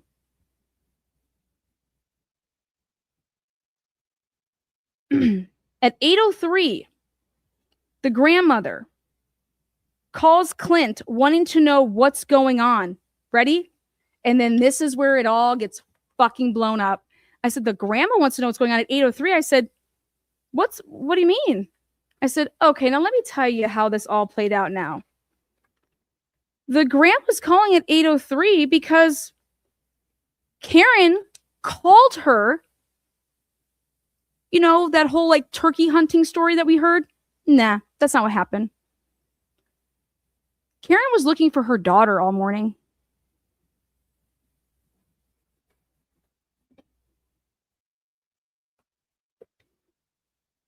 Why and how would Donna be calling and asking what's going on at 8:03 when she doesn't know anything? There's one thing that nobody wants to fuck with me with, and that's timelines. Okay. You guys all want to talk about Terry Britt. You can't get anywhere and sniff Terry Britt's panties until we talk about the big white elephant or black or purple elephant in the room. And that's this timeline that when you put all of this together, and Jennifer Thompson is the absolute worst attorney in the world.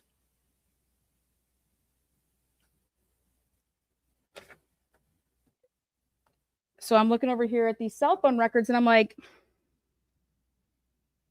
so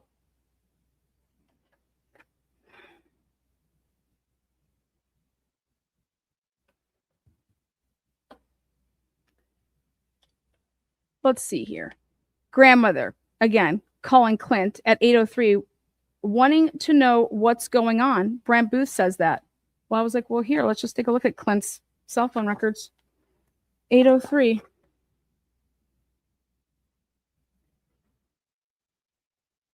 Clint Bobo's cell phone records don't have anything at 8:03. Do you want to know what Brent Booth did? Brent Booth, he assigned Grandma's call to Clint Bobo. Why? Because he's a fucking idiot too. But really, the 8:03 call, that's actually to Karen Bobo. But guess what? It goes like this. It goes at that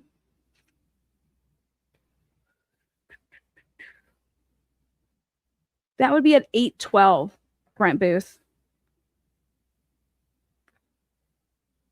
Now, 8:07, text message from Drew to Holly. Where are you at 8:07? Where are you at? Where are you at? 8:08. Clint called 911 for the first time. He was outside with a gun in his pocket looking into the woods, says Brent Booth. That's not what Kathy Wise is going to tell you. Holly receives a missed call from Karen at 8:08, and it's in the police report here of their timeline. 8:08. Well, how the hell did Karen use her phone if it's in her office? When I say her office, it's in her room. Terry Brumley drove her home. Takes 25 minutes to get home. I said, holy shit. I said, I think we can pop this because I'm able to put this together. It's so then at 8:09, Karen calls Holly's phone. 47 seconds. Maybe same call above at 8:08. It is, but and then none of these people are saying to themselves, how the fuck did Karen's cell phone call Holly's phone?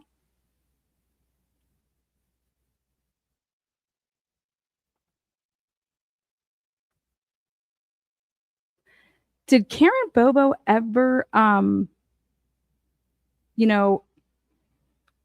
let's see, what's the word? Well, let's take a look here. So let me take a look. Remember I was showing you guys and I was telling you, wow, these text messages, the way this is all happening is it's like somebody's using Holly Bobo's phone. And then it's right after Holly Bobo's phone's being used that Karen Bobo's phone. Something's happening with Karen Bobo's phone. Like, for example,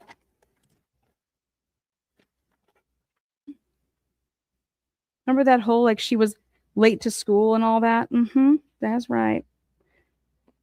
Jennifer Thompson didn't know how to look at this. Who was the last person other than anyone in this family to see Holly Bobo alive? I went back and looked at Holly Bobo's phone records on Monday. Why was Holly Bobo up calling and texting at 4:29 in the morning? It's like the same thing that happened kind of on Monday was what you saw the pattern with for Wednesday, the whole like Holly Bobo's up at 4:29 in the morning on Monday morning. She has the test that she supposedly was getting up early for to study before her test on Wednesday. Well, what was she up for at 4:29 in the morning on Monday?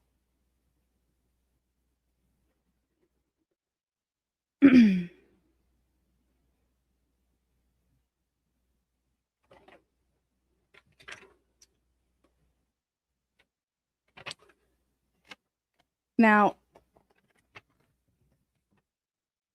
why would Drew, ready? Why would Drew be texting at 8:00? Remember, Drew's at work, and the way that he found out is he said he got a call from his one of his foremen told him at work. Okay, so at 8, where is it at here? At 8:07, text message from Drew's phone to Holly. Where you at? I said, 8:07, huh? I said, who the fuck has called him? I said, the only calls that he has before 8:07 on his phone records, okay, are at, he's got his parents' line at 7:53. Is like home phone number at 7:53. He's got him calling Holly at 7:54 right after he has a home, someone from his home's calling him. And at 8:07 he calls, Holly. But before that, I was like, Clinton hasn't called him.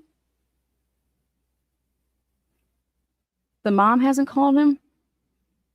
So why in the world would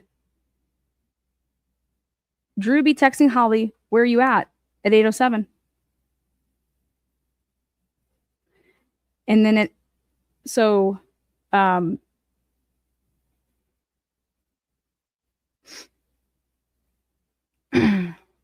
now back in 2011, the Decatur County Sheriff's Office Sergeant Tony Weber arrives on scene. They're saying that he's the first officer.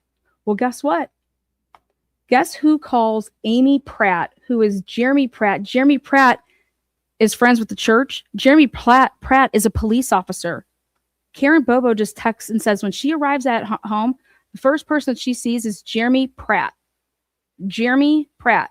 I said, why the hell is Drew calling after Clint Bobo and them talk for 41 seconds at 8:16 in the morning? At 8:20 in the morning, why is I'm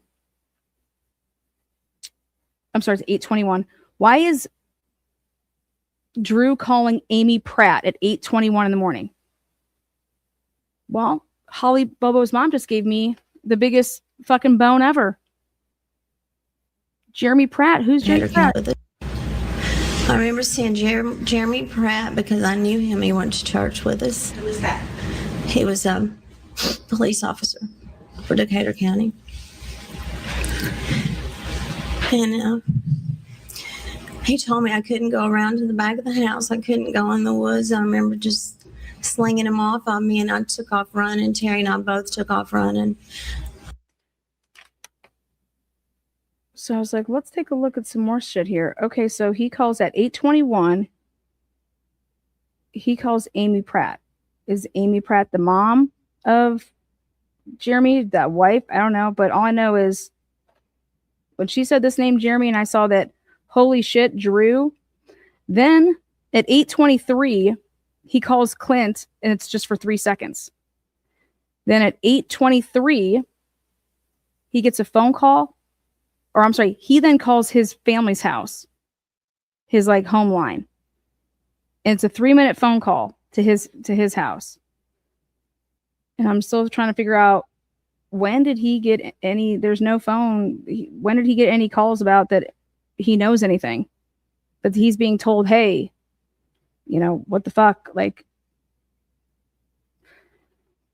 then Chad Marshall. I said, why is he calling at 8:24 for a minute and 20? Why is he calling Chad Marshall? I said, at 7:33, Chad Marshall was trying to call Clint, right? Yeah. Chad Marshall was trying to call Clint at 7:33. So here, Drew calls Chad Marshall and they talk for 1 minute and 24 seconds. Then I went back and looked at Clint Bobo's phone records from the night before. I was like, let's just see what Clint Bobo was up to the night, before the murder. Well, guess who was calling him? Let's see. Clint Bobo had from 6:39 p.m. until 9:28 p.m. That's the last phone call, on 4/12. 1, 2, 3, 4, 5, 6, 7, 8, 9, 10, 11. 11 straight calls from Chad Marshall, and they were all incoming. Chad Marshall was blowing up Clint Bobo beginning at 6:39 p.m., then 8 p.m., 8:08, 8:16, 8:24, 8:29, 8:41, 9:08, 9:14, 9:18, 9:28, and then the next morning at 7:33, Chad Marshall is calling Clint Bobo. And then at 8:24, Drew is calling Chad Marshall. And nobody wants to know who the fuck Chad Marshall is? I want to know who Chad Marshall is.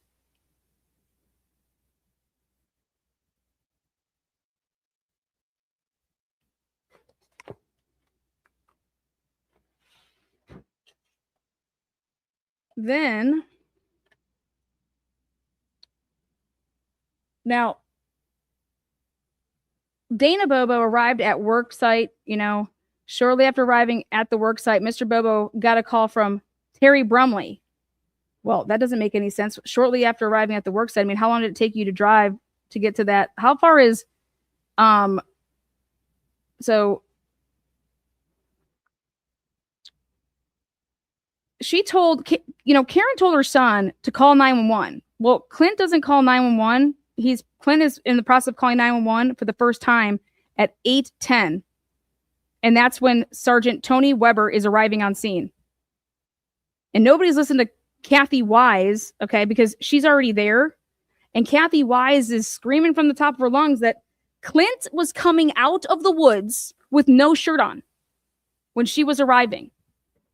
Which was, well, think about it. Clint has to be lying because Clint didn't go into the woods with no shirt on. He got fully dressed before he went out there. Listen to his testimony.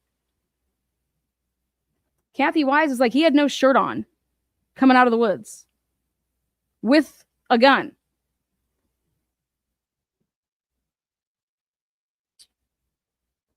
Now, a coworker, Doug, drove Mr. Bobo back to the office, and then he drove home, and his boss, Dennis McKenzie, followed him home. Dana did call Holly's cell one time and remembered that it rang 4 times and went to voicemail. Dana did not know exactly what time he got home. Several law enforcement officers were already there. And so Dana Bobo said that he, around 7:30, it was when he thought he arrived on the work site because they have to get to work and then they were driving somewhere else. And so he thought that he got on work site at 7:30. And then this is when he said, shortly after arriving at the work site, Mr. Bobo got a call from Terry Brumley's cell phone telling him that he needed to get home. He could hear his wife crying in the background. Well, I have Dana Bobo cell records,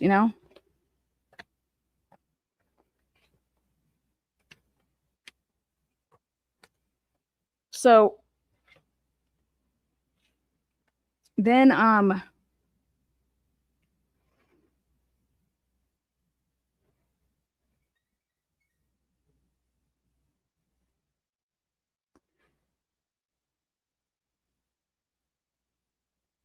the first time that Clint calls Drew Scott is at 8:16.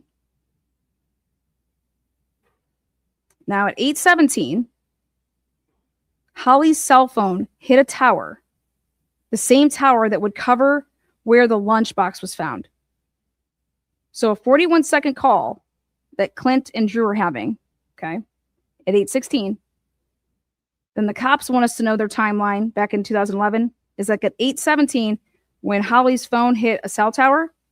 It was the same tower that would cover where the lunchbox was found. Well, guess what me and Bella did today for 4 fucking hours? We were obsessed with the fact of where you could potentially be and what cell phone towers you could be on.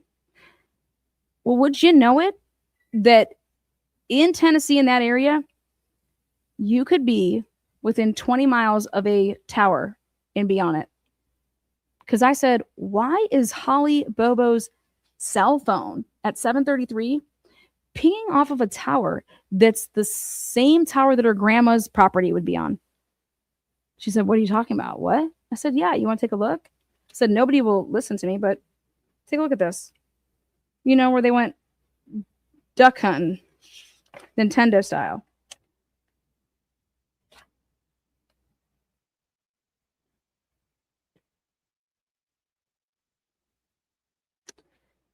Holly receives a missed call from Drew at 8:26.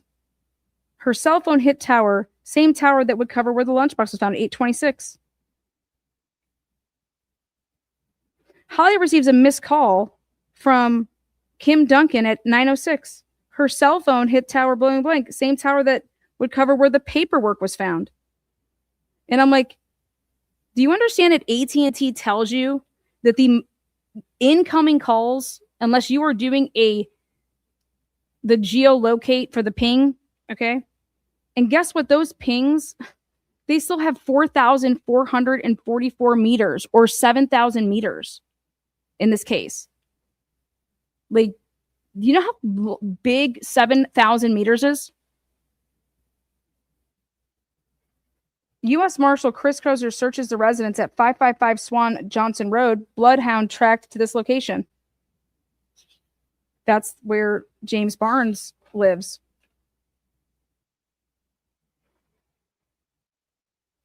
Do you know how hard it is to find a SIM card?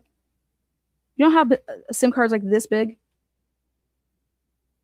In April 24, 2011, a phone SIM card, not Holly's, located at the same location on the west side of Highway 69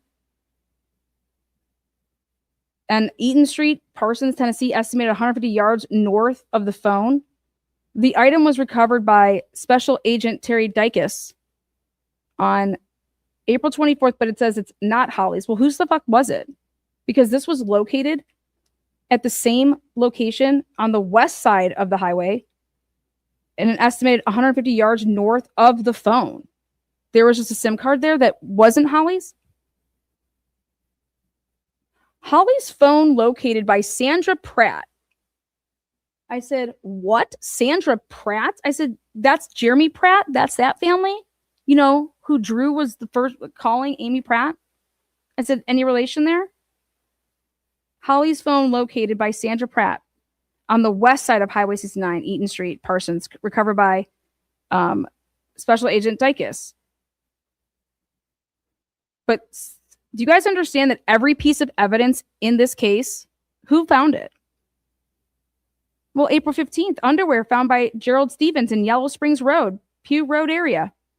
Special Agents Booth and Dykes responded and also located and recovered receipt, school worksheets with Holly's name, etc. And I'm saying, okay, well, guess what? So Holly Bobo's mom is lying. They weren't able to corroborate that she was even, where the hell she was, what she was doing, and why her cell phone is making phone calls that it should not be making if she's,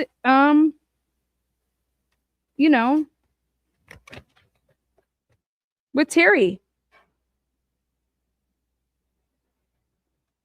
8:08. Holly. So, well, so then I went ahead and said, fuck all this. This case is so confusing. It's really not. It's truly not. It's really actually, it was, you have to start inside out, and everybody was lying inside out. So, but it's clear as day. You can't, how's your phone making phone calls if you don't have it, and if it's at your room? So 8:08 a.m., 8:12, 8:14, 8:19. Now, for grandma to be feeling the way that she felt, now if we back it all the way up, the reason that grandma got the call is because how it should look. And remember, I told you that the order would matter. Well, where's Holly's phone? Holly, Bobo, and her boyfriend were in a tiff on the night before she was abducted. You guys understand that? Holly, Bobo, and her boyfriend, Drew Scott. Holly Bobo thought that her boyfriend was cheating on her.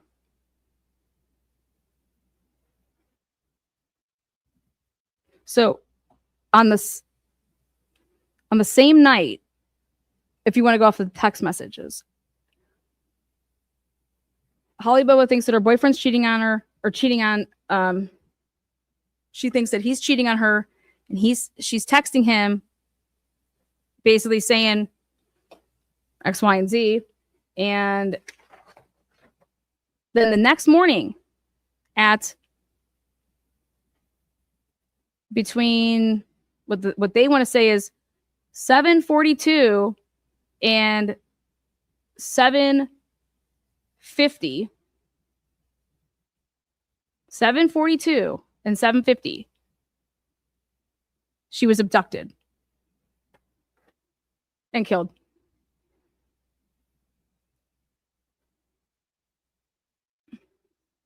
Well,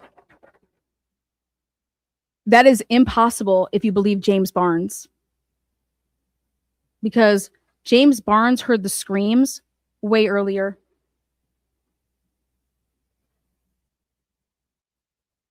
What if he heard the screams of somebody seeing that the car trunk was open, right?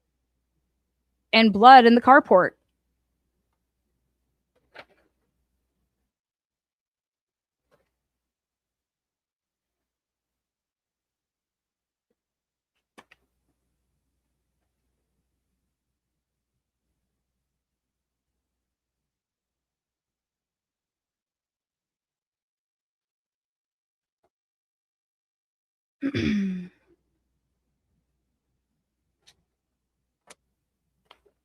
What about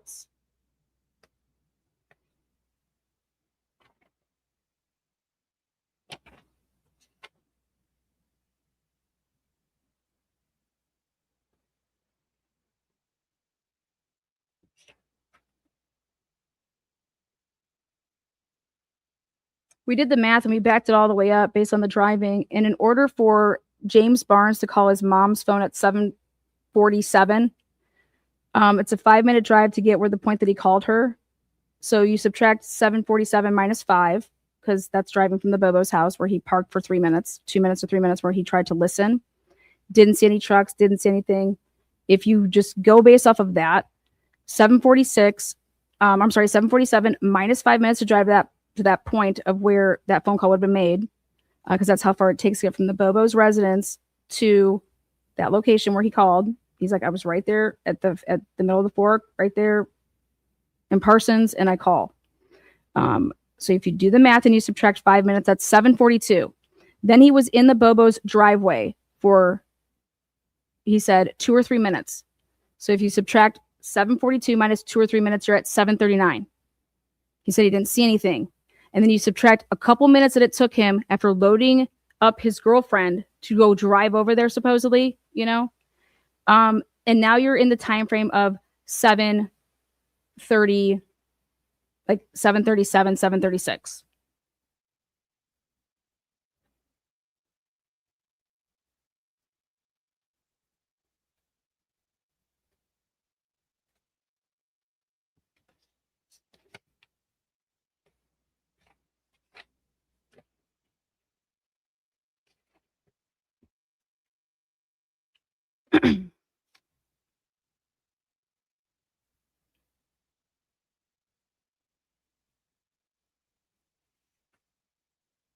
So at 7:36,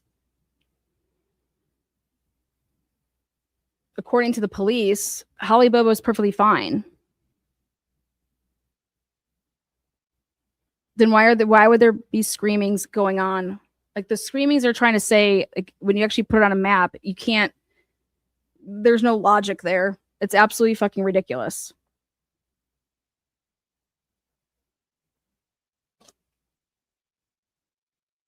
you actually look at the text message between Drew and Holly, you would think that they were not together at all the night before, because they're texting the whole time. They're texting nonstop. They're texting nonstop all the way until 8:41, and then from 8:41 p.m. until 10, like 21, 26, something like that. Then there's more texting, and then she says, then she tries to call him at 12:17 3 different times, and she said, I just now woke up to take out my contacts. I tried to call you and it only rang once, like you were on the phone. Then I called again and it rang the whole time. Drew, if you are talking to someone else, I'm done. I hope you went right to sleep like you said you was. Drew, did you see, talk to, text, or communicate with a girl?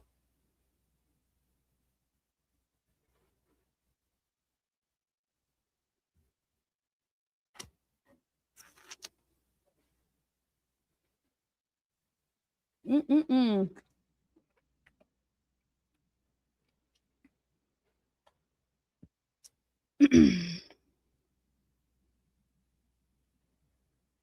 Let's take one more look here at Donna. So how I kind of see this happening is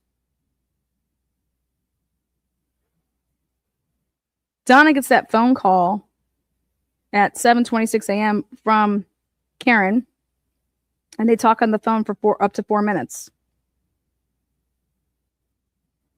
Hey, is Holly out there? Is Drew out there? Then she calls Holly at 7:30. And now I want to show you how I know that this is a problem. At 7:30, I don't believe that she talked to Holly like she says. Because if you look at the phone records at 7:30, and then at 8:09, when the phone call is made from Karen's phone to Holly from the 8:09, both of them say 2 minutes. Both of them are saying 2 minutes. And if you look at Holly's end of it, it says at 7:30, it was incoming call 1 minute and 10 seconds. Okay, so that would be rounded up. Then at 8:09, it's saying it was for 47 seconds. Do you guys understand that? Holly's phone answered Karen Bobo's phone at 8:09 for 47 seconds. Does anybody understand that?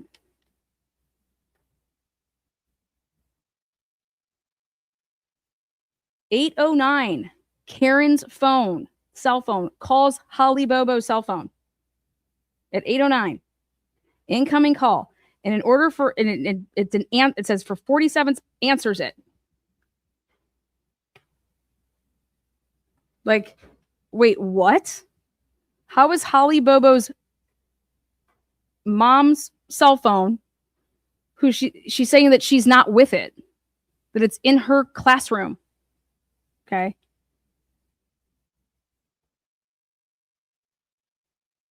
At 8:09, she calls that cell phone, her mom's cell phone at 8:09, calls Holly's cell phone and Holly's cell phone answers it.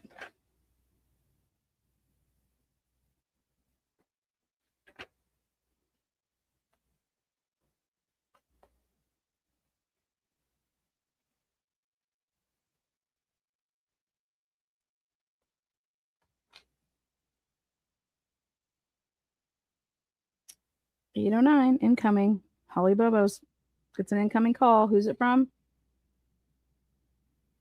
733-3913. That's her mom.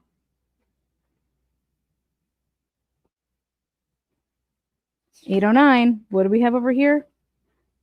Karen Bobo's cell phone is calling Holly Bobo's cell phone. 809. It actually says 808 because it's probably right on the cusp and then when it connected. So what do you guys think about that? Lana is the female Gray Hughes job. Maybe get a day job. Day job. What are you talking about? Do you know how many people have been covering this case and not a single person has fucking said anything like this? I've been covering this case for, I don't know, 2 seconds. And I've been wanting to scream it out from the rooftops for the past week and a half. And I was like, okay, I'm going to like fucking triple, quadruple check this shit. And actually, if I go like this and cover up these numbers, we can show this is coming straight from the cops. The cell phones, the CDRs. What does it mean? It means that Holly Bobo's cell phone answered Karen Bobo's cell phone call. And at 809, they are saying that she is being they're saying that she was abducted at 7:52. I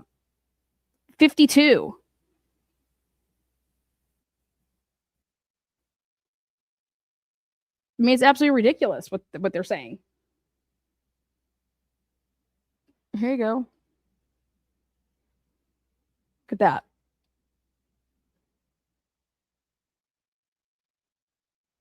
Holly, 808. Donna, 813. All that time. And then the police, they know it too. Here's the police.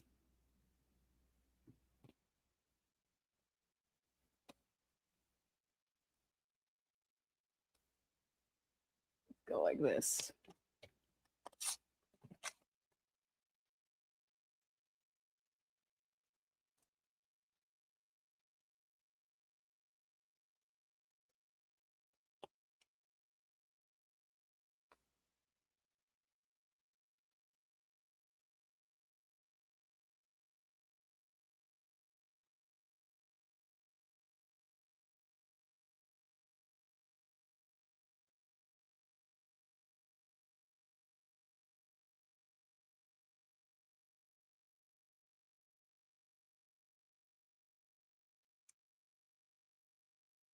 Karen calls Holly's phone 47 seconds. What the fuck is that? They knew it. They knew it in 2011. So Holly Bobo at 809. How's that? How's that?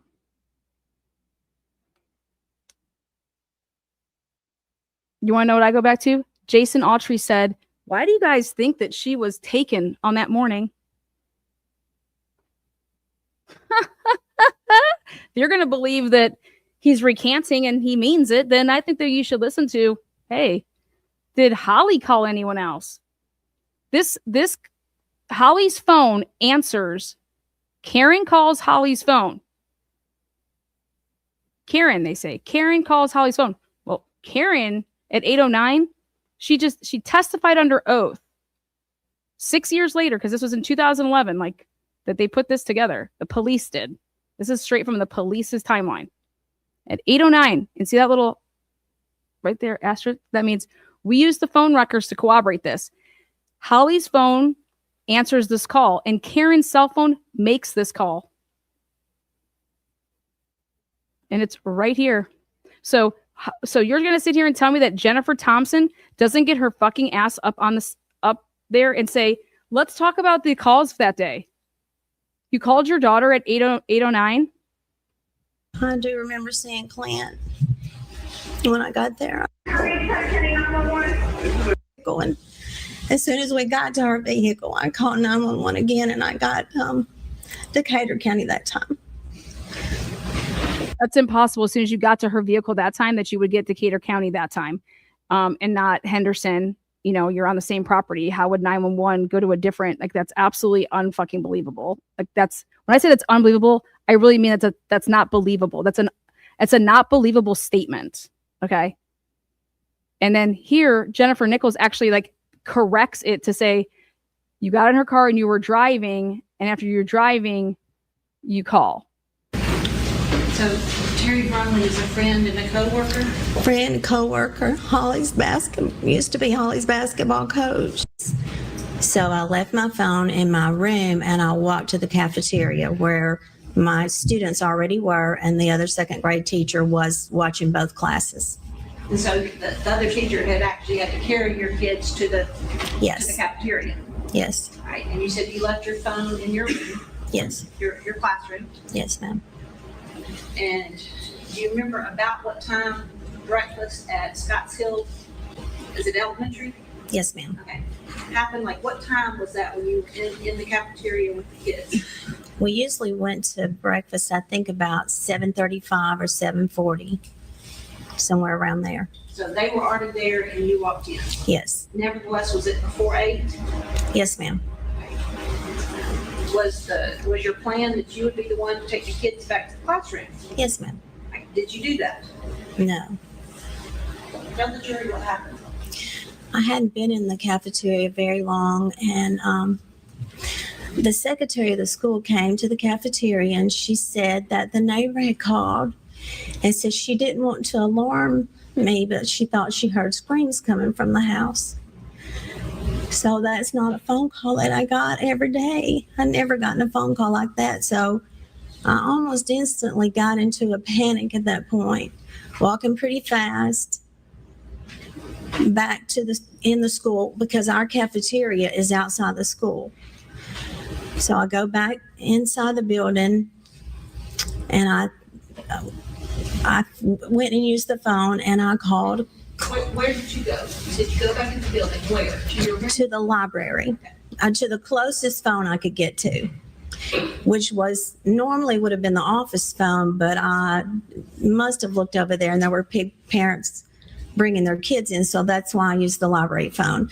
But I called Clint and I asked my son Clint what's going on, and he said, did Holly not have school today? And I said, yes, why? And he said, well, I think she's out here with Drew. And I don't know what made me say it. This instant panic came over me and I said, that's not Drew. Call all the neighbors, I think is what I said. And then I ran over to the office and I called 911. I don't remember exactly what I said, but I remember they said it was Henderson County and we live in Decatur County, so I hung up. I think I fell on the floor at that point.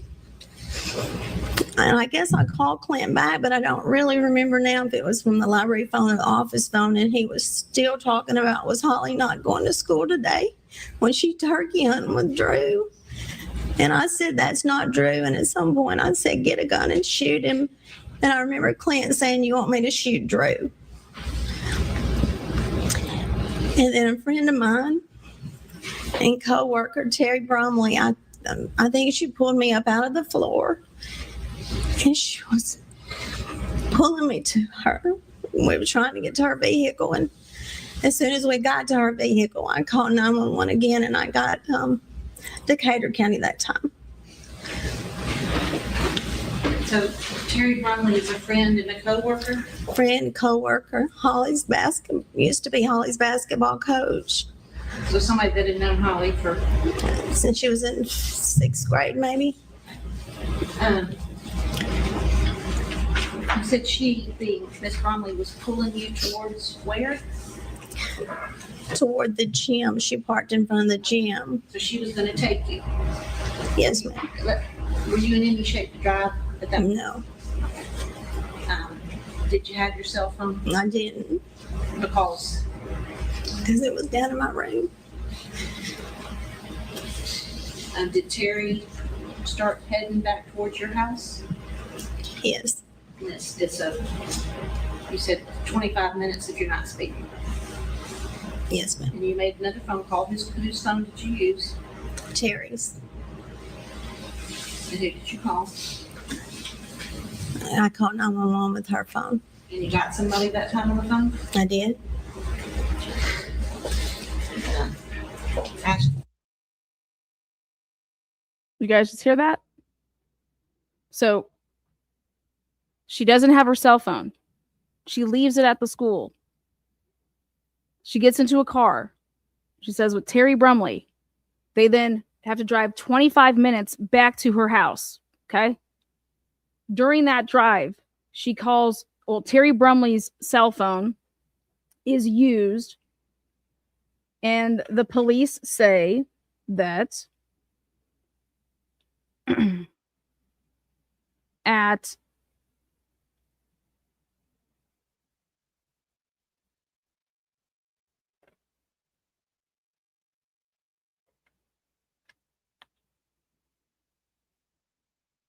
(8:02), Terry Brumley's phone calls Clint. 8:03, grandmother, incoming call to Clint, wanting to know what's going on. Impossible. 8:07, I'm sorry, 8:08, Clint called 911. He was outside with a gun in his pocket looking in the woods, says Brent Booth. 8:08, so nowhere, possibly 8:08. Holly receives a missed call from Karen. It's not a missed call.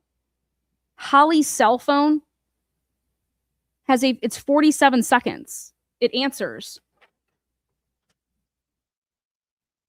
If it was a missed call, it doesn't show up on your call log.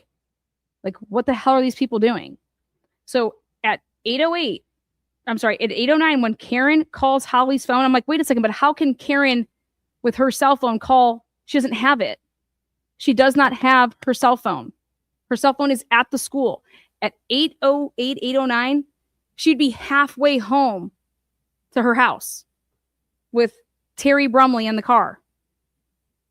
So who was using Holly's, first of all, who was using Karen Bobo's phone, or is Karen Bobo lying?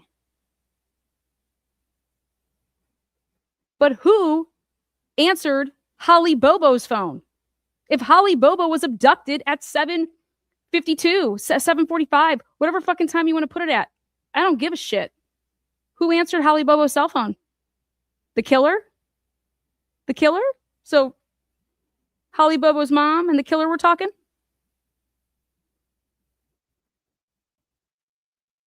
It's in black and white. It's right here. It's in the police work. It's in the cell phone records. How are we not talking about this? It's 2026, you guys. 2026. Somebody put out the discovery.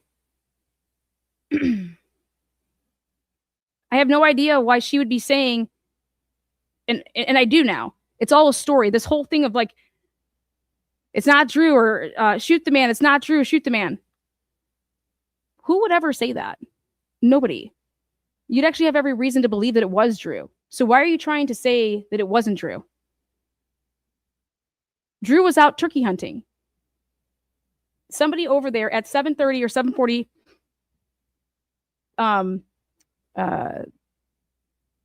why couldn't it have been Drew? Why does the mom think that it could not have been him? She should have been like, wait, what? He's over there? I just talked to him. He didn't say he was going over. You know what I mean? Like, that would be your first initial. It's because all of this is a fucking lie. All of it is. All of it is. What did the Bobos do for a living? What did the dad do for the living? What's going on here? But at 8:09, Karen's cell phone, which she does not have, that she says to, under the penalty of perjury here, how in the world is nobody saying, wow, Karen's cell phone, though, calls Holly's cell phone, and it picks up for 47 seconds. So, hey, DB, what do you got for me? Karen and Holly Bobo talked at 8:09 for 47 seconds. according to the phone records, unless you're going to put those phones in other people's possessions. Which here, Karen just went ahead and put. She's like, I'm driving with Terry Brimley. I didn't have my phone. But let's say that she did have her phone. She called her daughter at 8:09, and her daughter's cell phone picked up, and they talked for 47 seconds. So who wants to fuck with me? You guys want me to drop a link? Here. Copy. Somebody, in my opinion, framed Terry Britt. Or was trying to frame Terry Britt. This looks like a ransom gone way wrong. And you know what somebody said? You know what the cops answered why it couldn't be a ransom? Well, we put a reward money up for $85,000. Excuse me? You think somebody's going to get themselves caught up for 85 G's? Are you shitting me? No. No.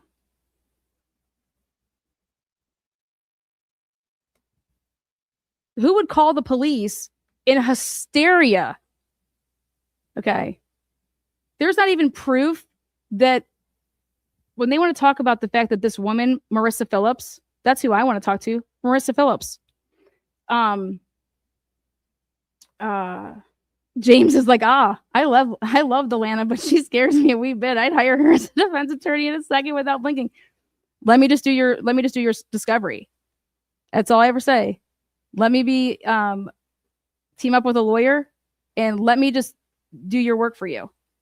Let me connect your dots. I'll connect them in a second. Trust me, there's pros and cons to the way that my brain works, though. It never shuts up. It just keeps going and going.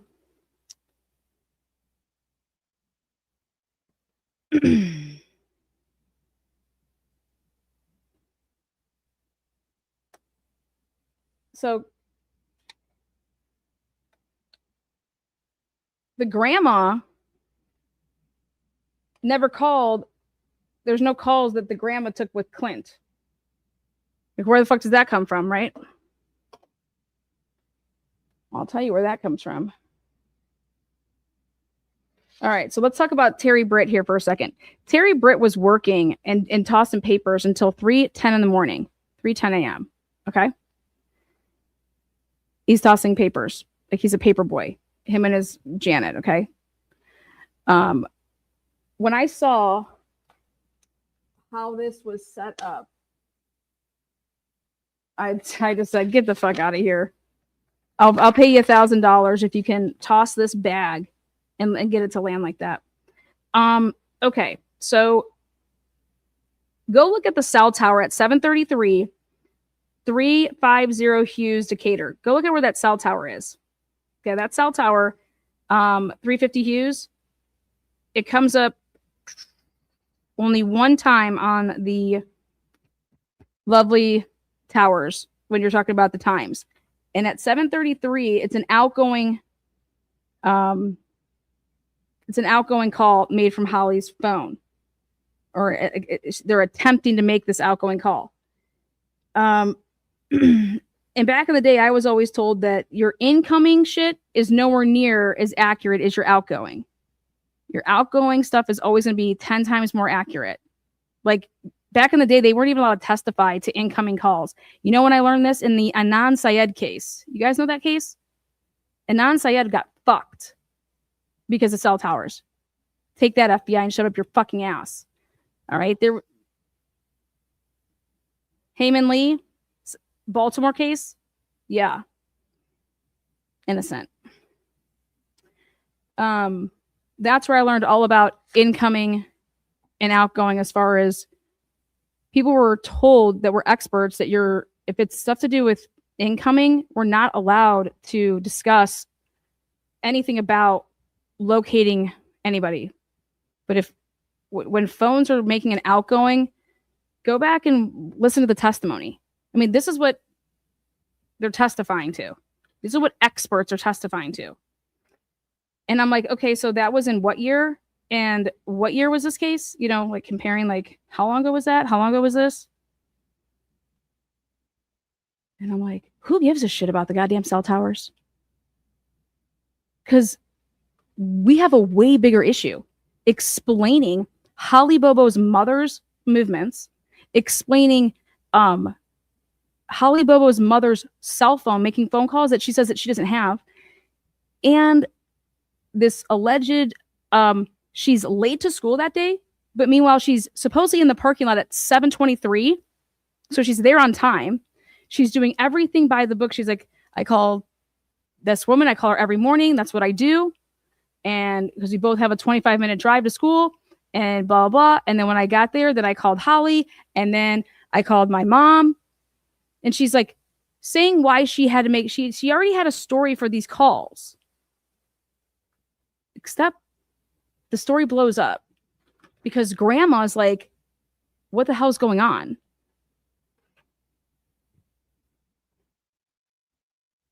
That's because grandma and Karen didn't talk about no turkey hunting at 7:26 a.m. That's not what that phone call was about. Or whoever was using Karen's phone, who the fuck knows? But this is wild. Absolutely wild.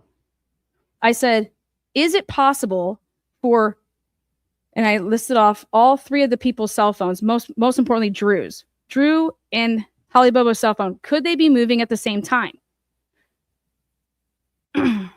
Could Karen and Holly's be moving at the same time? And then everybody's like, Lana, Holly's cell phone does not start moving until, I said, until when? When do you think Holly's fucking cell phone starts moving? I cannot wait for this. When do you think it starts moving? By what? Oh, when they did this geolocate. I said, yeah, at 8:57. The first geolocate's at 8:57. And what's that allowed to? 8:57. I said, that's interesting, isn't it? 8:57. And it's within a 4,448 meters of that ping. Then another one is at 9:02. Then another one is at 9:10. And then another one is at 9:25. Perfect.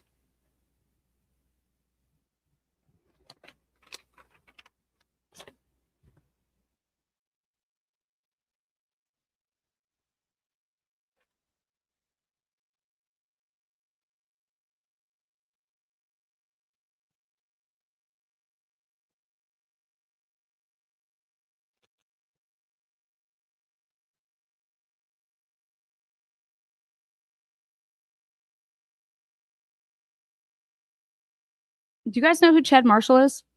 Chad Marshall lived on Miracle, whatever. It's a street right next to where the Bobos live.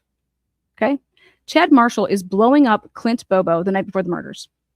Drew and Holly Bobo are in some tiff about their relationship, and she thinks that he's cheating. Then the morning of the abduction, after this whole ordeal, Karen Bobo is lying. Clint has no shirt on in the woods with a gun. The neighbor, who has a big truck that's loud as fuck, drives over their property, and Karen tells the police, not realizing that it would probably out her down the road, that she heard a loud engine before she left that morning. Imagine that. Well, the neighbor has a loud truck, and he drove it over to their driveway and then turned it off, sat there, and then turned it back on, and then drove out. And his testimony is that he saw no trucks, no nothing, no vehicles. And he was looking because after the whole scream or whatever. Okay, then what else? Drew is supposedly, his alibi is his dad. Well, his dad works at the Piggly Wiggly back in the day. The Piggly Wiggly is right where the whole turkey hunting would be going down. If he worked at the Piggly Wiggly, that's what the background check says on that man. He was supposed to be turkey hunting with his dad that morning. Okay. Well, if he then goes to work, he gets there before 8. What time would that mean that you have to leave the whole turkey hunting what is it? Was he duck hunting, turkey hunting? Who gives a fuck? Grandma's property is not 25 miles away. It would take you 16 minutes to 21 minutes to get from grandma's property to where you work. Did you shower before? Did you go to work just like after? I mean, just straight from it. But then your dad, he went straight to work too, or did he not have to work? But he's your alibi because of what reason? Why would you need an alibi if she wasn't abducted until supposedly after 7:50? Why would you need? Why does it matter where you're at from 7:30 to 7:50? I don't fucking know. Why does it matter where you're at from, I don't know, midnight until 7? Oh, she wasn't taken until 7:52. So why does any of that matter? And then we get back to this Chad Marshall guy. Chad Marshall, nobody called him to testify. Who the fuck's he? I think I would call him to testify. I don't even know what the hell he does. Let's take a look. Bath Springs to 2535 Tennessee Ave. Let's see. That is from her mom's or her grandma's property to, let's see. Oh, one of the pings that Holly Bobo's phone was on. 1 mile from where Drew worked. But why does that matter? Okay. So, Bath Springs, you see that? No. When he testified, he just said, I was down in Bath Springs. I said, well, actually, you were at 399 or 3395 Dunbar Road. That's where Holly's grandma lived. And 2535 Tennessee Avenue North is where you worked. And that is a 20-minute drive, 16 miles. He said during when he was testifying, I want you to take a look here. We're going to zoom in. There's a Piggly Wiggly right here. So the way that you kind of go through to get where you're going, right? Drew could have easily went turkey hunting down here, right? Came on through, right? Right here. That's where Holly lives. It's on the way to then go where he works, right? I've never seen somebody take so many calls when they're supposed to be working. Let's see. Then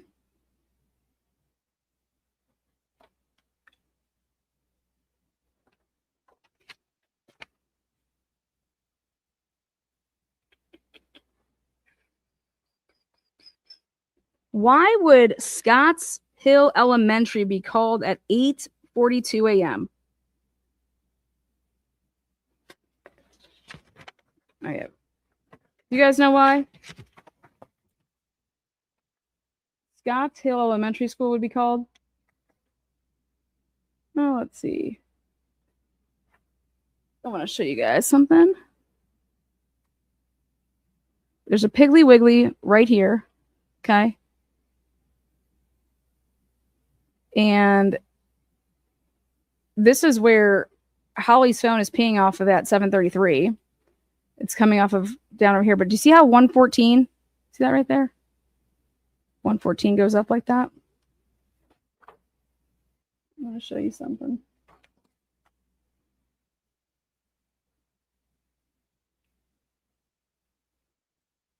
This whole path that they say that Holly's phone went on, it goes like way past being where she's at, and it goes like up like this and comes like around and comes back like down like that. And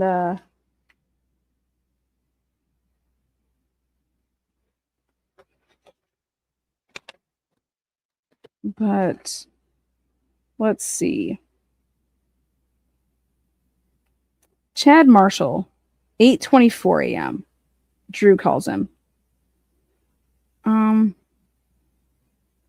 So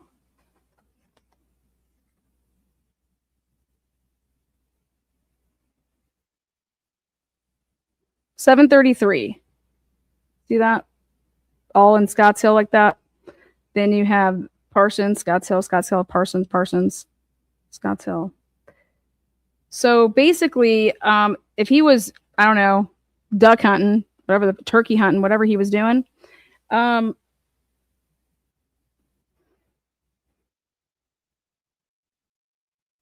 we can't go back any further from 7:33. I don't have it, but if we did have it, but this is what it looks like for Drew. they did a Target. Where's his Target? Oh, what else do we have over here? Where's 733? There it is.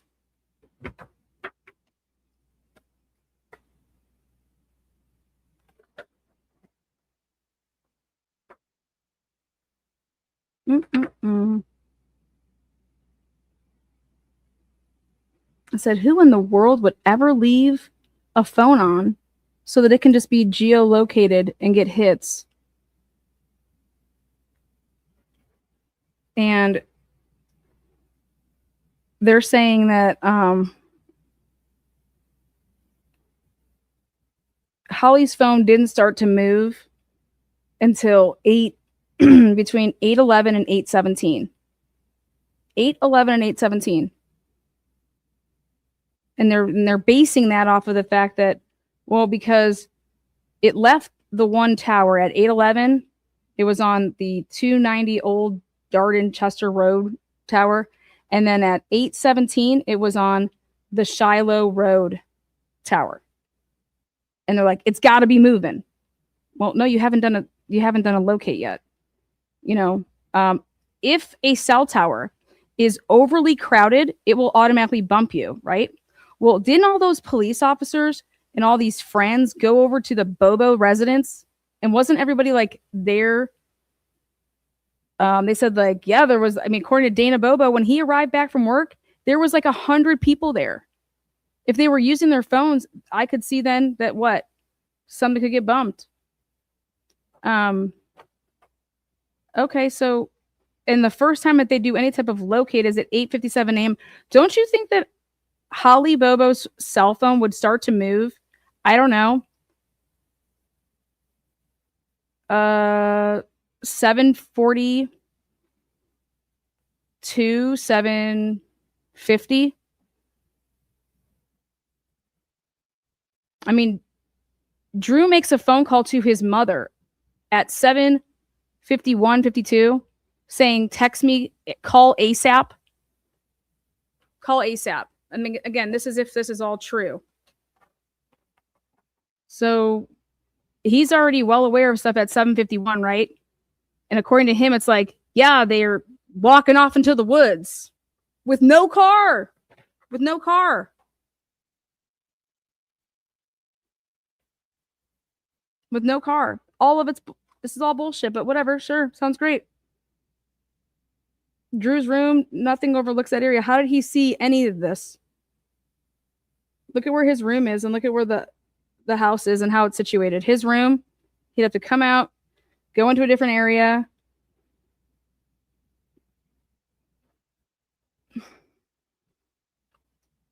Here, let's take a look at this.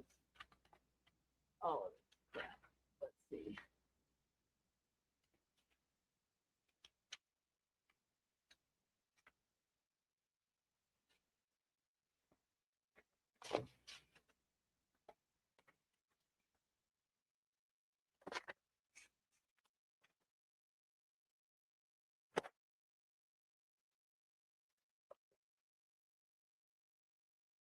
Revenge.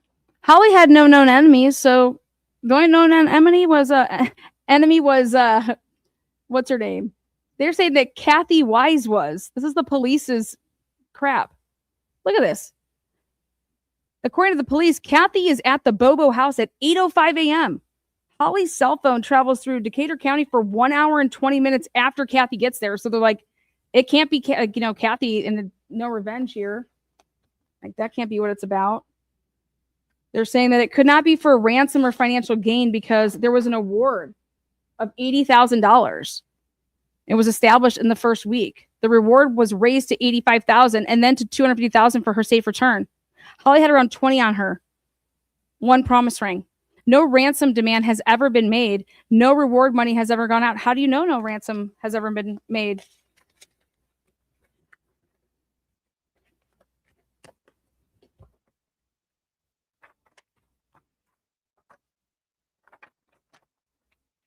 According to the police, your motive for your kidnapping is going to be either ransom or financial gain, revenge, custodial interference, or sexual assault.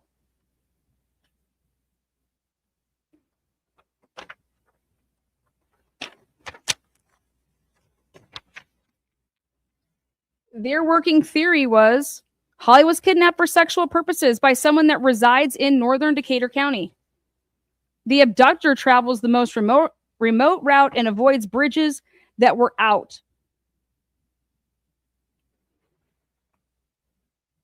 I said, that's interesting. The abductor passes up multiple opportunities to flee the area. Holly did not know her abductor. Neighbor hears screams and can make out words. Holly never calls the abductor's name.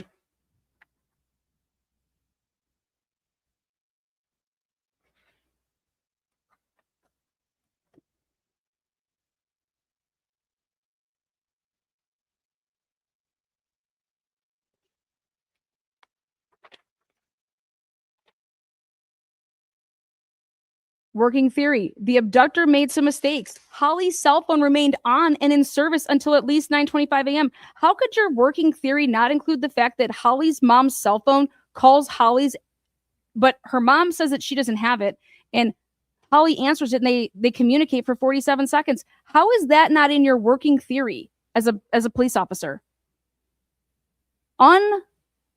Unbelievable. At guess what time? 9:08. Right? The last time that it was where? At the home. You need to, hey, I'm on my way back. You need to get that phone up out of there now. The cops are coming. Get that phone out of there now.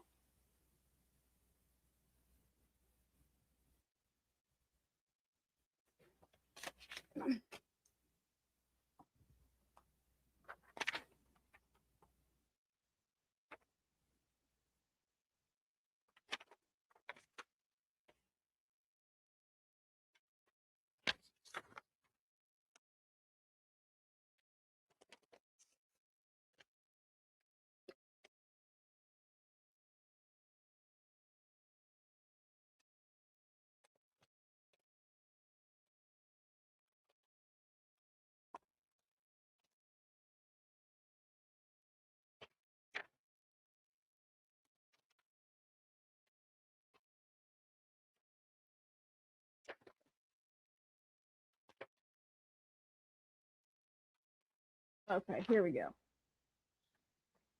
If you guys take a look at this. This is where Holly's lunch, you guys see that? Just standing up straight like that in the middle of the woods. Do you see that right there? Who in the world could possibly throw a lunch pail? Okay. You're driving along up there, and I'm just going to throw this out the window, right? This is what it looks like as you're driving back there. This is where the cell tower is. Like, and hey, guess what? I'm going to run out of my car, not throw it out, but I'm going to run out of my car and go and just place it upright in the middle so everybody can see it. What? Who would ever do this?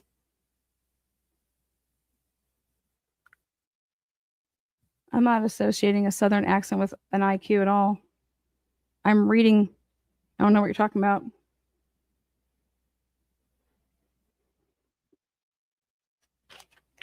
Who would ever put this lunch pail upright like that, just sitting there out in the open? Are you kidding me?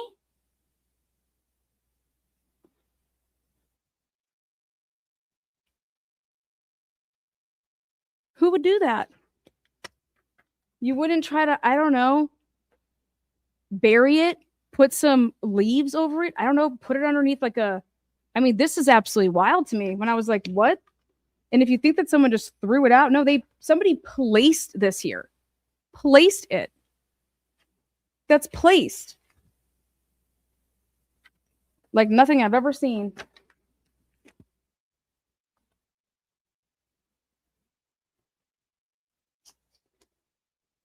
Look at. So this creek on the Gooch Road here. Look at this. The majority of the residents interviewed that live in northern Decatur were unaware that a creek was even there. Why is this important? Well, the abductor drove to this creek that isn't marked or listed on a map and discarded Holly's lunchbox and her notebook.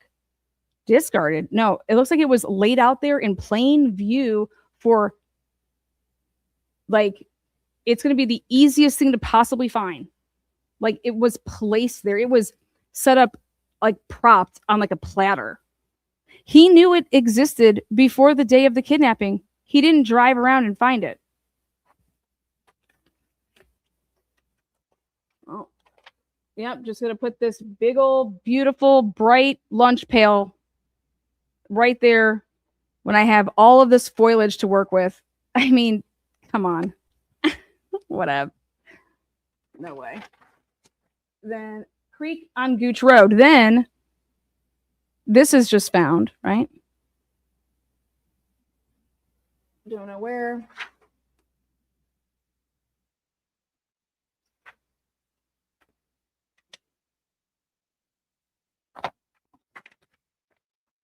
Now, Gooch Road to Britt's residence takes 11 minutes and 17 seconds.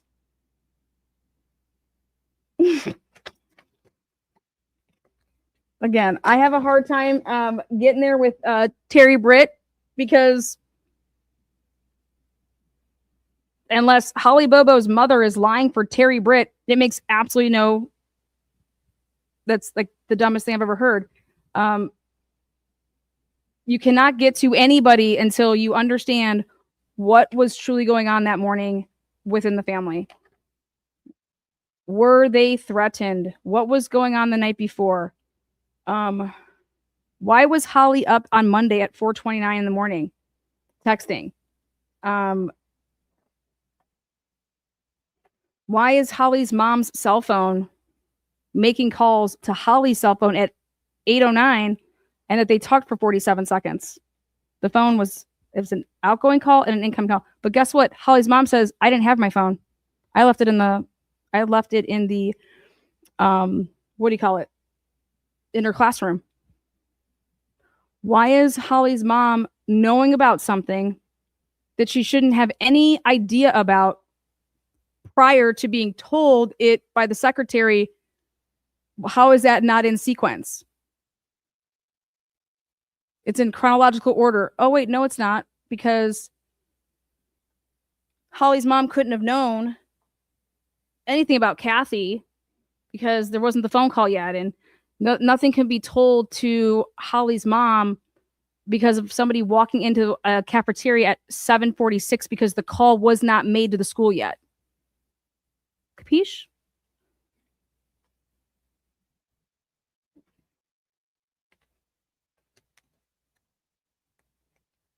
So I have no idea why anybody is talking about cell towers and how not a single person asks.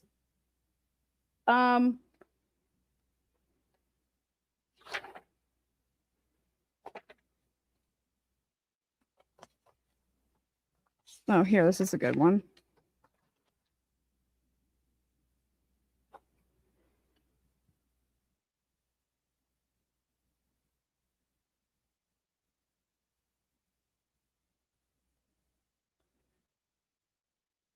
Let me zoom in here on this.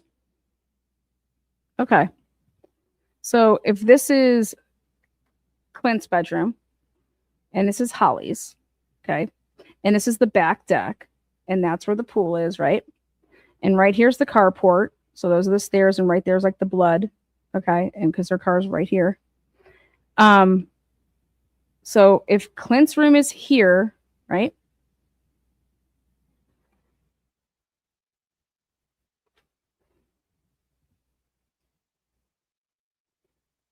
What does he see? Which way are they headed?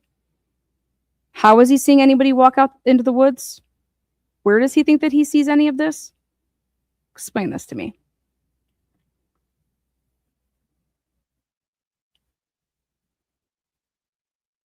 Clint's bedroom. So he has to see this back deck. See that? He has a slider that goes out to the back deck. What did he say he did? He didn't say anything about his back deck slider, nothing. He says he comes out and he goes to the living room, right? Kitchen, What, kitchen door?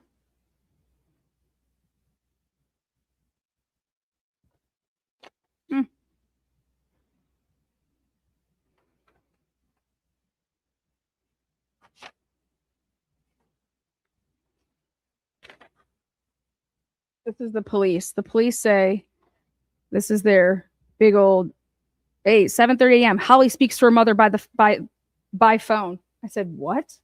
At what time? 7:30? Yep. Incoming call. Her mom's calling her at 7:30 for 1 minute and 10 seconds. But she talks to her mom at 7:23. So why aren't we talking about that? Why aren't we talking about 7:23? 1 minute and 22 seconds. 7:30. 7:42. Holly calls her boyfriend. Last call initiated by Holly. How are you saying that? That's Holly's phone, man. That's ridiculous. That's just, any expert would tell you that that's crazy. That's Holly's phone is calling Drew's phone. But right here, Holly's called her boyfriend, the 7:42 one. Well, 7:42, it's right here. 7:42, 0 minutes. 0 minutes. Outgoing call has 0 minutes on it. 0 seconds. 0 everything.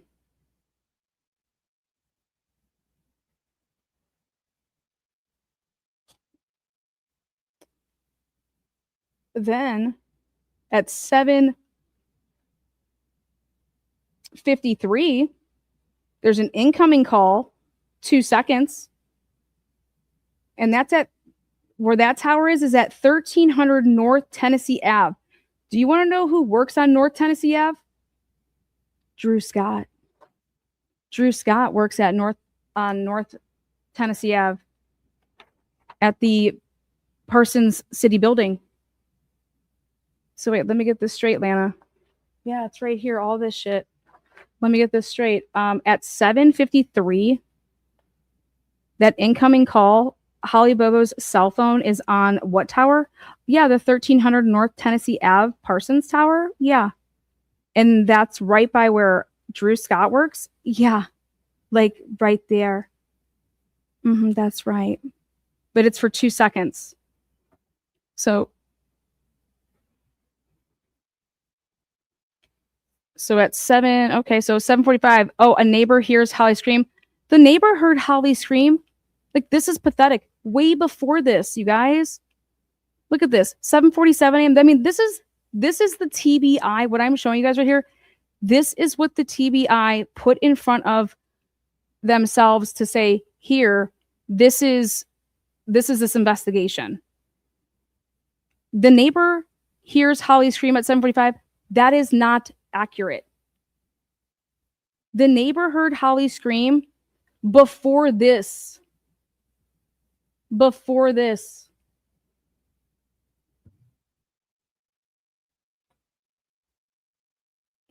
The neighbor calls his mom at 7:47, and that's after he had already went to Holly's house for 2 to 3 minutes, had to get his girlfriend in the car and drive over to the house and then turn it off and do all of that. And then drive the 5 minutes to where he made the phone call and he describes it exactly when he is telling his testimony. And Jennifer doesn't know how to work anything, but that phone call at 7:47, then you have to subtract 5 minutes to drive to that point, which is 7:42, then 2 to 3 minutes in the Bobo's driveway, 7:39, then to drive over to the Bobo's house and put your kid and the girlfriend in the car to drive over there a couple minutes, and then hearing the screams. Come on. Then saying 7:50, Kathy called Karen at school to report the screams. Unbelievable. No, she did not call it. Now they're saying it was at 7:50. Well, how come you're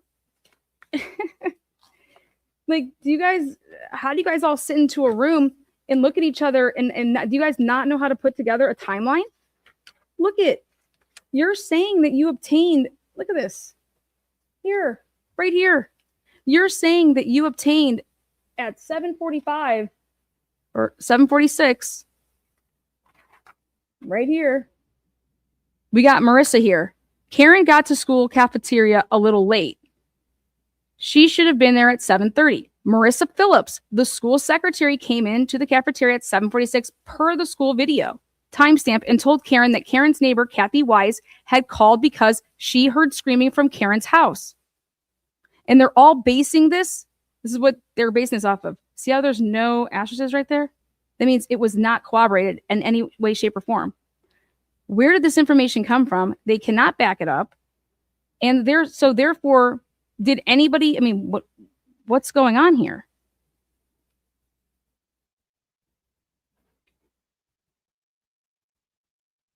So there's still a way that Holly Bobo's mom wasn't never at school that day. You guys understand this, right? Go look it up. Did Marissa Phillips testify? Do you see this? You see how it has 2 up there? Now check this out.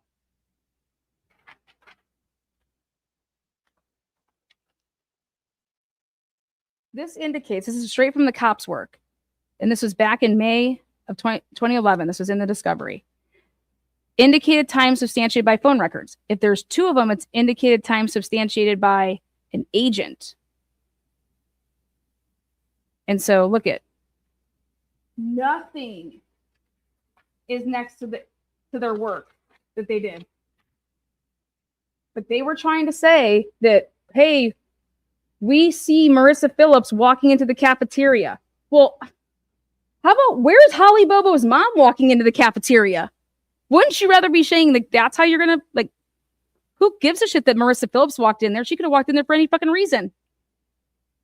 But at 7:46 per school video, Marissa Phillips walks in there.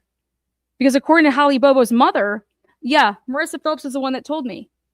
Well, I would think that it would be, but look at, where's your little, can't back it up? Awesome. Anyways, let's say that even if you could back it up, how is this possible? It's not. There's no way that Kathy Weiss could have called yet because Kathy Weiss did not receive the phone call from her son yet. And that's why there's no answer over here because you cannot fucking cooperate this shit. So back over here, 7:50 a.m., Kathy Wise called Karen at school to report the scream.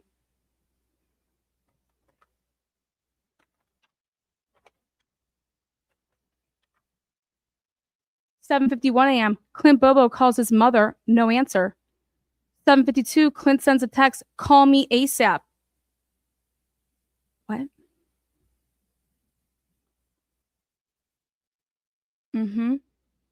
Is it call me ASAP? Because we have Kathy Wise is here now. What the fuck? Kathy's here. Because Kathy went to the house, didn't she? 7:56, Clint speaks to his mother and asks if Holly was going to school today or going hunting with Drew. Well, that's funny because he was called at 7:53 first. Why isn't that in there? For a minute. And then this was at 7:56 for a minute. But if he sends this text and she doesn't have her phone because she's in the cafeteria, isn't it just so crazy that this text could come in, call me ASAP, and then guess who calls him ASAP? Karen. But she does it from the school. How could that happen? Because, I knew about that because not from Clint because I didn't have that. It's because Kathy Weiss called the school and the school came down to the cafeteria and told me that. That's why I called Clint. I didn't even know any of this existed. Oh, okay. Okay. No, I think the school is calling me because they're looking for you, Karen, because you're not there. Because you're not there.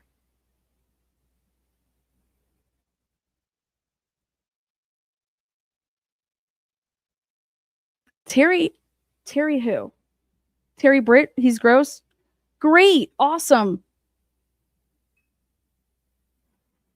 Do you understand that if Terry Britt was to be charged with this crime, until you can answer all of what I'm throwing down here, like no one's getting charged, no one's going to jail, nothing's happening here, and no justice for Holly Bobo. That's ridiculous. Zachary Adams is 1000% innocent. But this has to be the most ridiculous shit I've ever seen.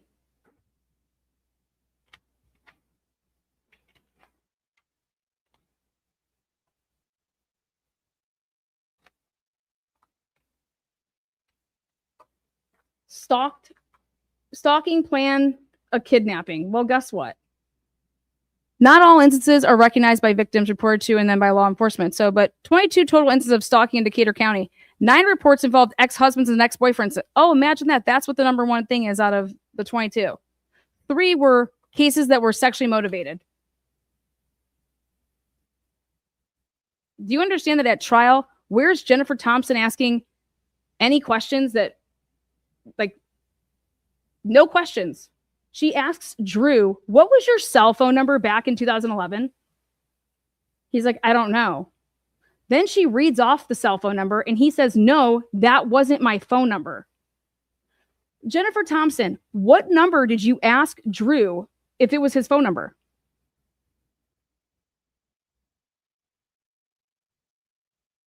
Jennifer Thompson had to have known what Drew's phone number was back then. If Drew's saying he doesn't know what his phone number is, he doesn't remember it, then how is he even saying no to that next question if you don't remember what your phone number is? But yet, you know, when I say this number, and then I got to ask myself,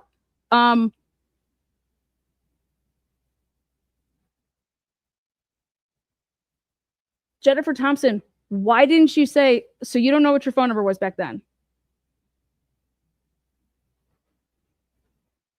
Did you have your own line back then?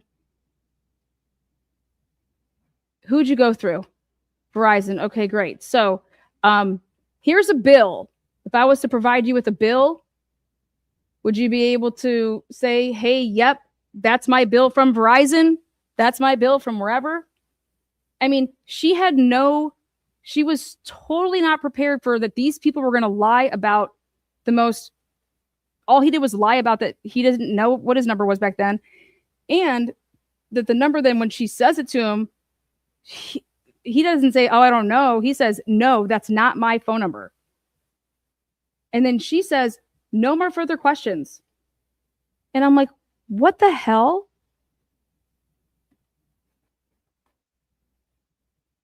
I'm like, what do you mean you don't have any further questions? Why is Drew Scott lying about his phone number when you're like, that was the only question that you had started with, and then you don't have anything else? You have nothing to ask him about his morning? Here, for starters, Mr. Scott, you said you were over at Holly's the night before. Isn't it true that you guys were texting all night? Do you guys normally text when you're right next to each other?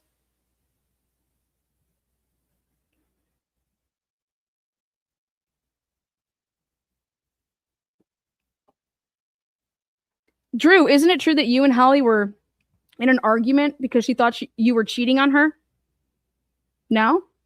What time did you actually get to Holly's house? And what time did you leave?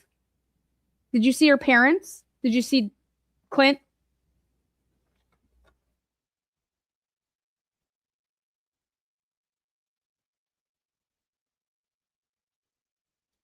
And when you left Holly's, did you go straight home and go to bed? What time did you get up to go duck hunting, turkey hunting? What time did you get up? What time do you normally get up? And you said you went with your dad? Now, that was a Wednesday. Your dad didn't have to work? Where does your dad work? Okay, so you guys drove together, and then what? Or did you guys drive separate? You guys drove 25 miles separate? You guys ride there together? So then if you guys rode together, that means you'd have to drive back to what? To get to your truck or something? Where was your vehicle parked? Because you had to go to work, right? Did you take a shower before you went to work? What did you catch when you were out there?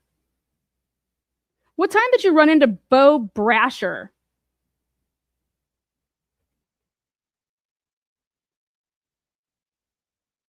Isn't it true when you left duck hunting, turkey hunting, isn't it true that you actually went over to Holly Bobo's house because you guys were fighting?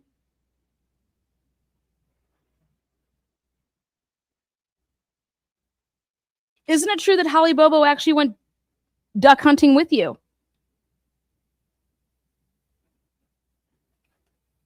She didn't go turkey hunting with you that morning? Isn't it true that Holly's been turkey hunting with you before in the morning?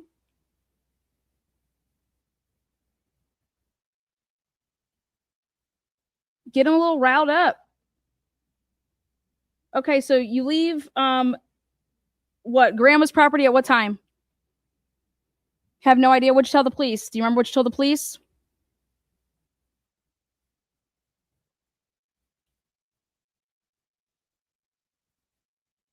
And so you have to go home, right, to get your vehicle. Now, do you know why your house line was calling you at 7:53 a.m.?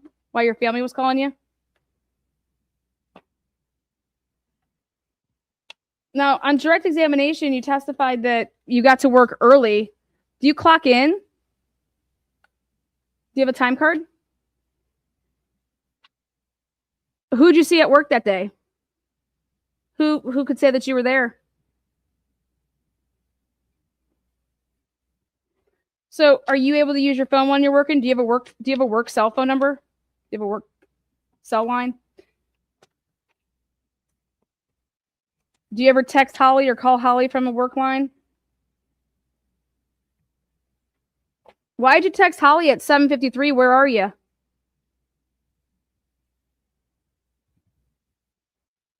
Why'd you think that she wasn't at home?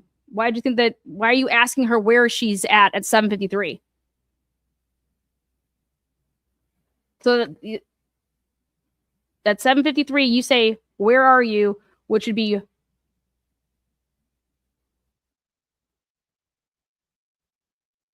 didn't you talk to Holly's mom that morning?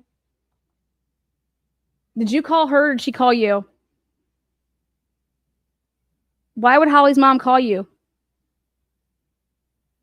She want to tell you that it was okay to go on that property? Well, when you talked to her, did you answer? Well, first of all, did you answer the phone call? So she knew that you could answer the phone call. Did she know that you were no longer on the property?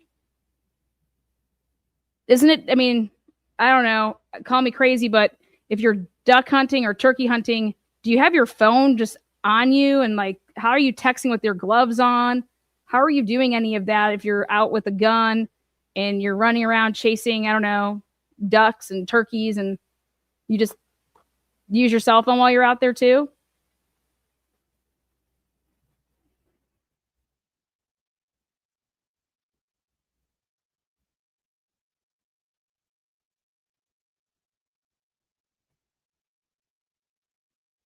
Isn't it true that Clint went hunting with you?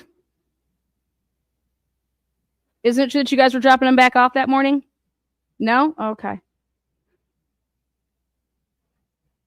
Okay, so you get to work. How long do you think that you were working before you left? How'd you get notified again? Who called you? Your foreman?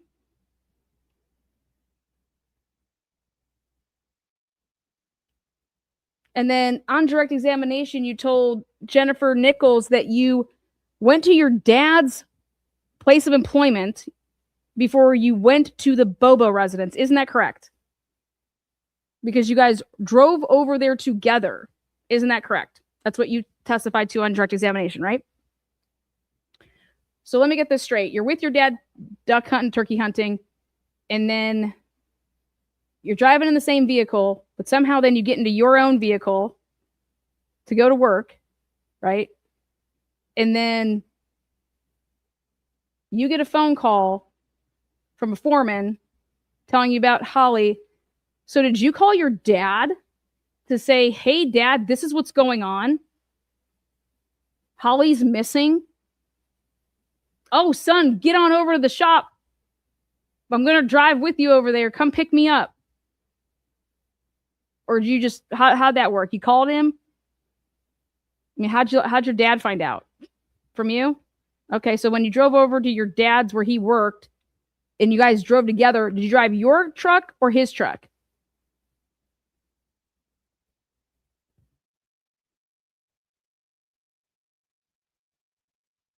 How far does your dad work from where you work? Let's take a look at your cell phone records here for a second. Would you quarrel with the fact that if I pulled out these records that were from, well, first of all, did any of the officers, when they met with you to go over any of your statements, did they ever show you your phone records? Did you ever look at your phone records back in the day? Okay. Well, let's see here. If you ask Holly where she's at what time? 7:53? Where you at? Is that the text? So at 7:53, you're texting where you at to Holly's cell phone. But at 7:53, Karen's calling for the first time her son. Okay. Now at 7:53, let's see.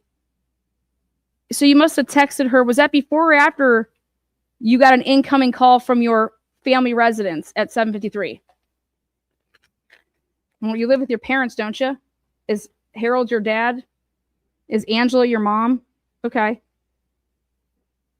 So if I told you that landline ending in 4902, was that your house cell phone or your house line? Yep. Okay, so your house line called you, an incoming call at 7:53.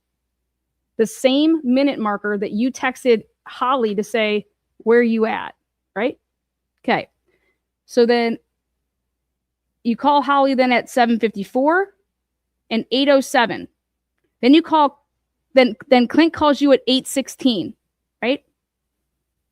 You talk to Clint for 41 seconds. Then you call your family line. Nobody answers though at 8:20.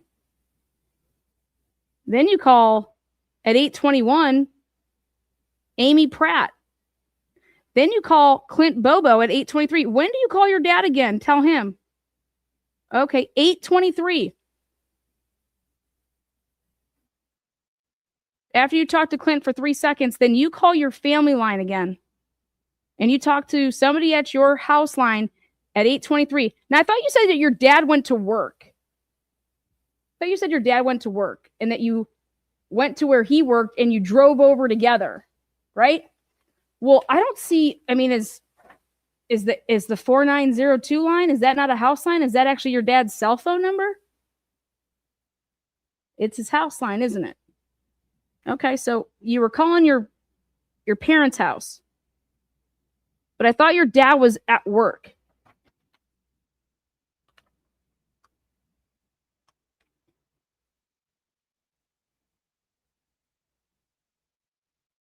After you call, now this is what's real crazy, is when you made that phone call to your parents at 8:23 a.m., it lasted for 3 minutes. Now, how did you then make a call at 8:24 that lasted 1 minute and 24 seconds if you were on the phone with your parents for 3 minutes at 8?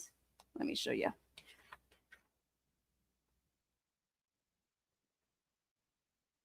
Okay. Take a look here.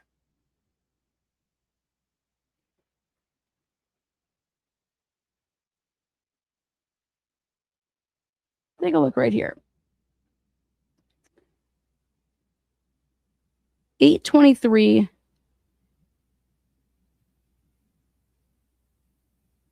Three minutes. 8:23, 3 minutes.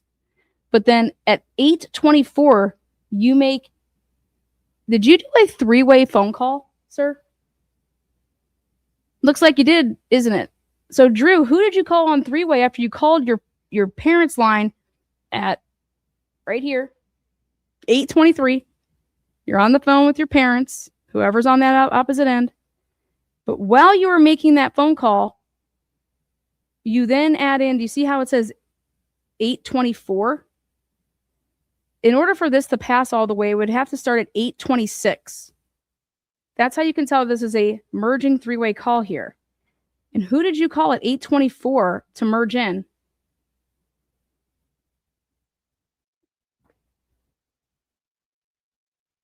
Well, let me take a look here.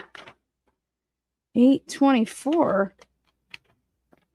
Well, I think I put somebody on hold and I may have taken an incoming call. And who is that? Chad Marshall. Now, who the fuck is Chad Marshall, motherfucker? I've been asking all day. Who is Chad Marshall? So this person that calls you and you actually take the call while you're on the phone with your family, you get the incoming call from Chad Marshall here, right? Okay. Who's Chad Marshall? Isn't it true that Chad Marshall called Clint Bobo 9 times the night before the abduction? He was calling him over and over and over from 6:30 to 9. And then isn't it true that Chad was the first person in the morning that Clint had a missed call from at 7:33?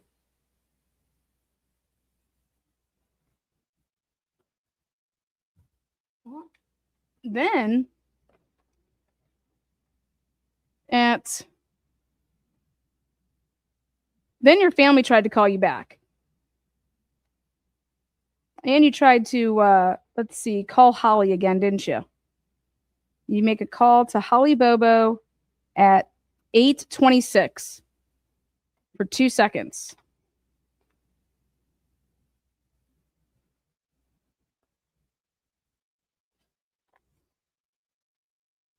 Then at 8:45, you call a Robert Morris out of Memphis, Tennessee. Or was it Bernard Mackin? Who'd you call? Then again, you got a call from your family house line at 8:49. And then at 8:55, you got an incoming call from Chad Marshall again. And then at 9:02, you got an incoming call from Dylan Maxwell. And then at 9:09, you got an incoming call from Clint Bobo. Now, this is what we're going to talk about here. At 9:09, if you were on the Bobo's property, right? Why would you be calling Clint at 9:09 if you were on the property with him? If you were at the house?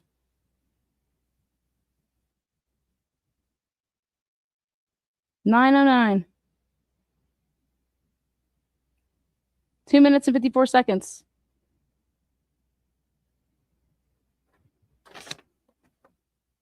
You weren't there yet, were you? 9:13. Chad Marshall again. 9:14. Chad Marshall. Now look at this. When you're on the phone with Chad Marshall, your brother calls you, doesn't he? Your brother's name's Derek Scott, right? And then let's see what else we got here.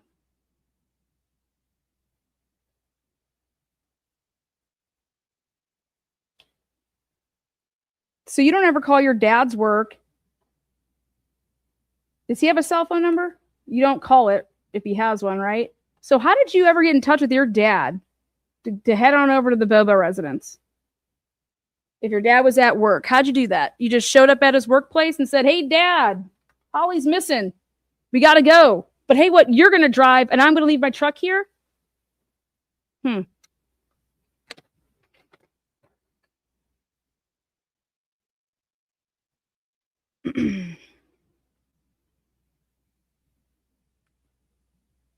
Isn't it true that all of this has been lies since Monday night?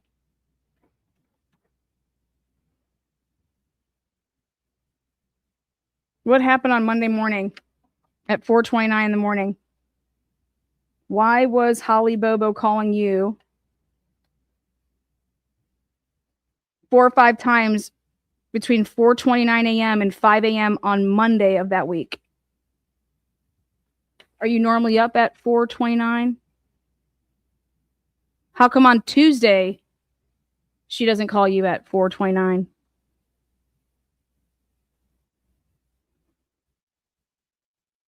Did you go duck hunting, turkey hunting on Monday morning?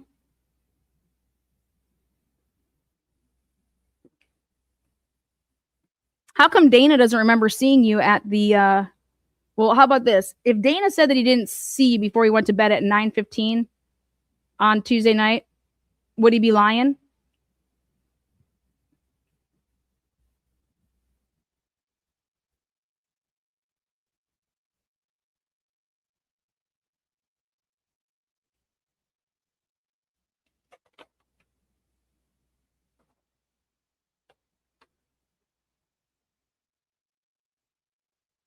So you call your girlfriend one time after you find out and talk to Clint at 8:16 because nobody else gets in touch. Like nobody else called you. Like there's nobody to notify you that she could be anything until 8:16 because it's Holly's phone call at 8:07, 7:54, 7:53 is your family's calling you at 7:53 from your house line. So the only what call here is notifying you? Which one of these?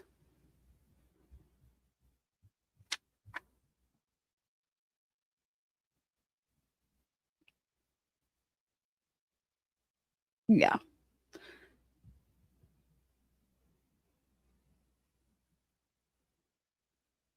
See you on the flip side.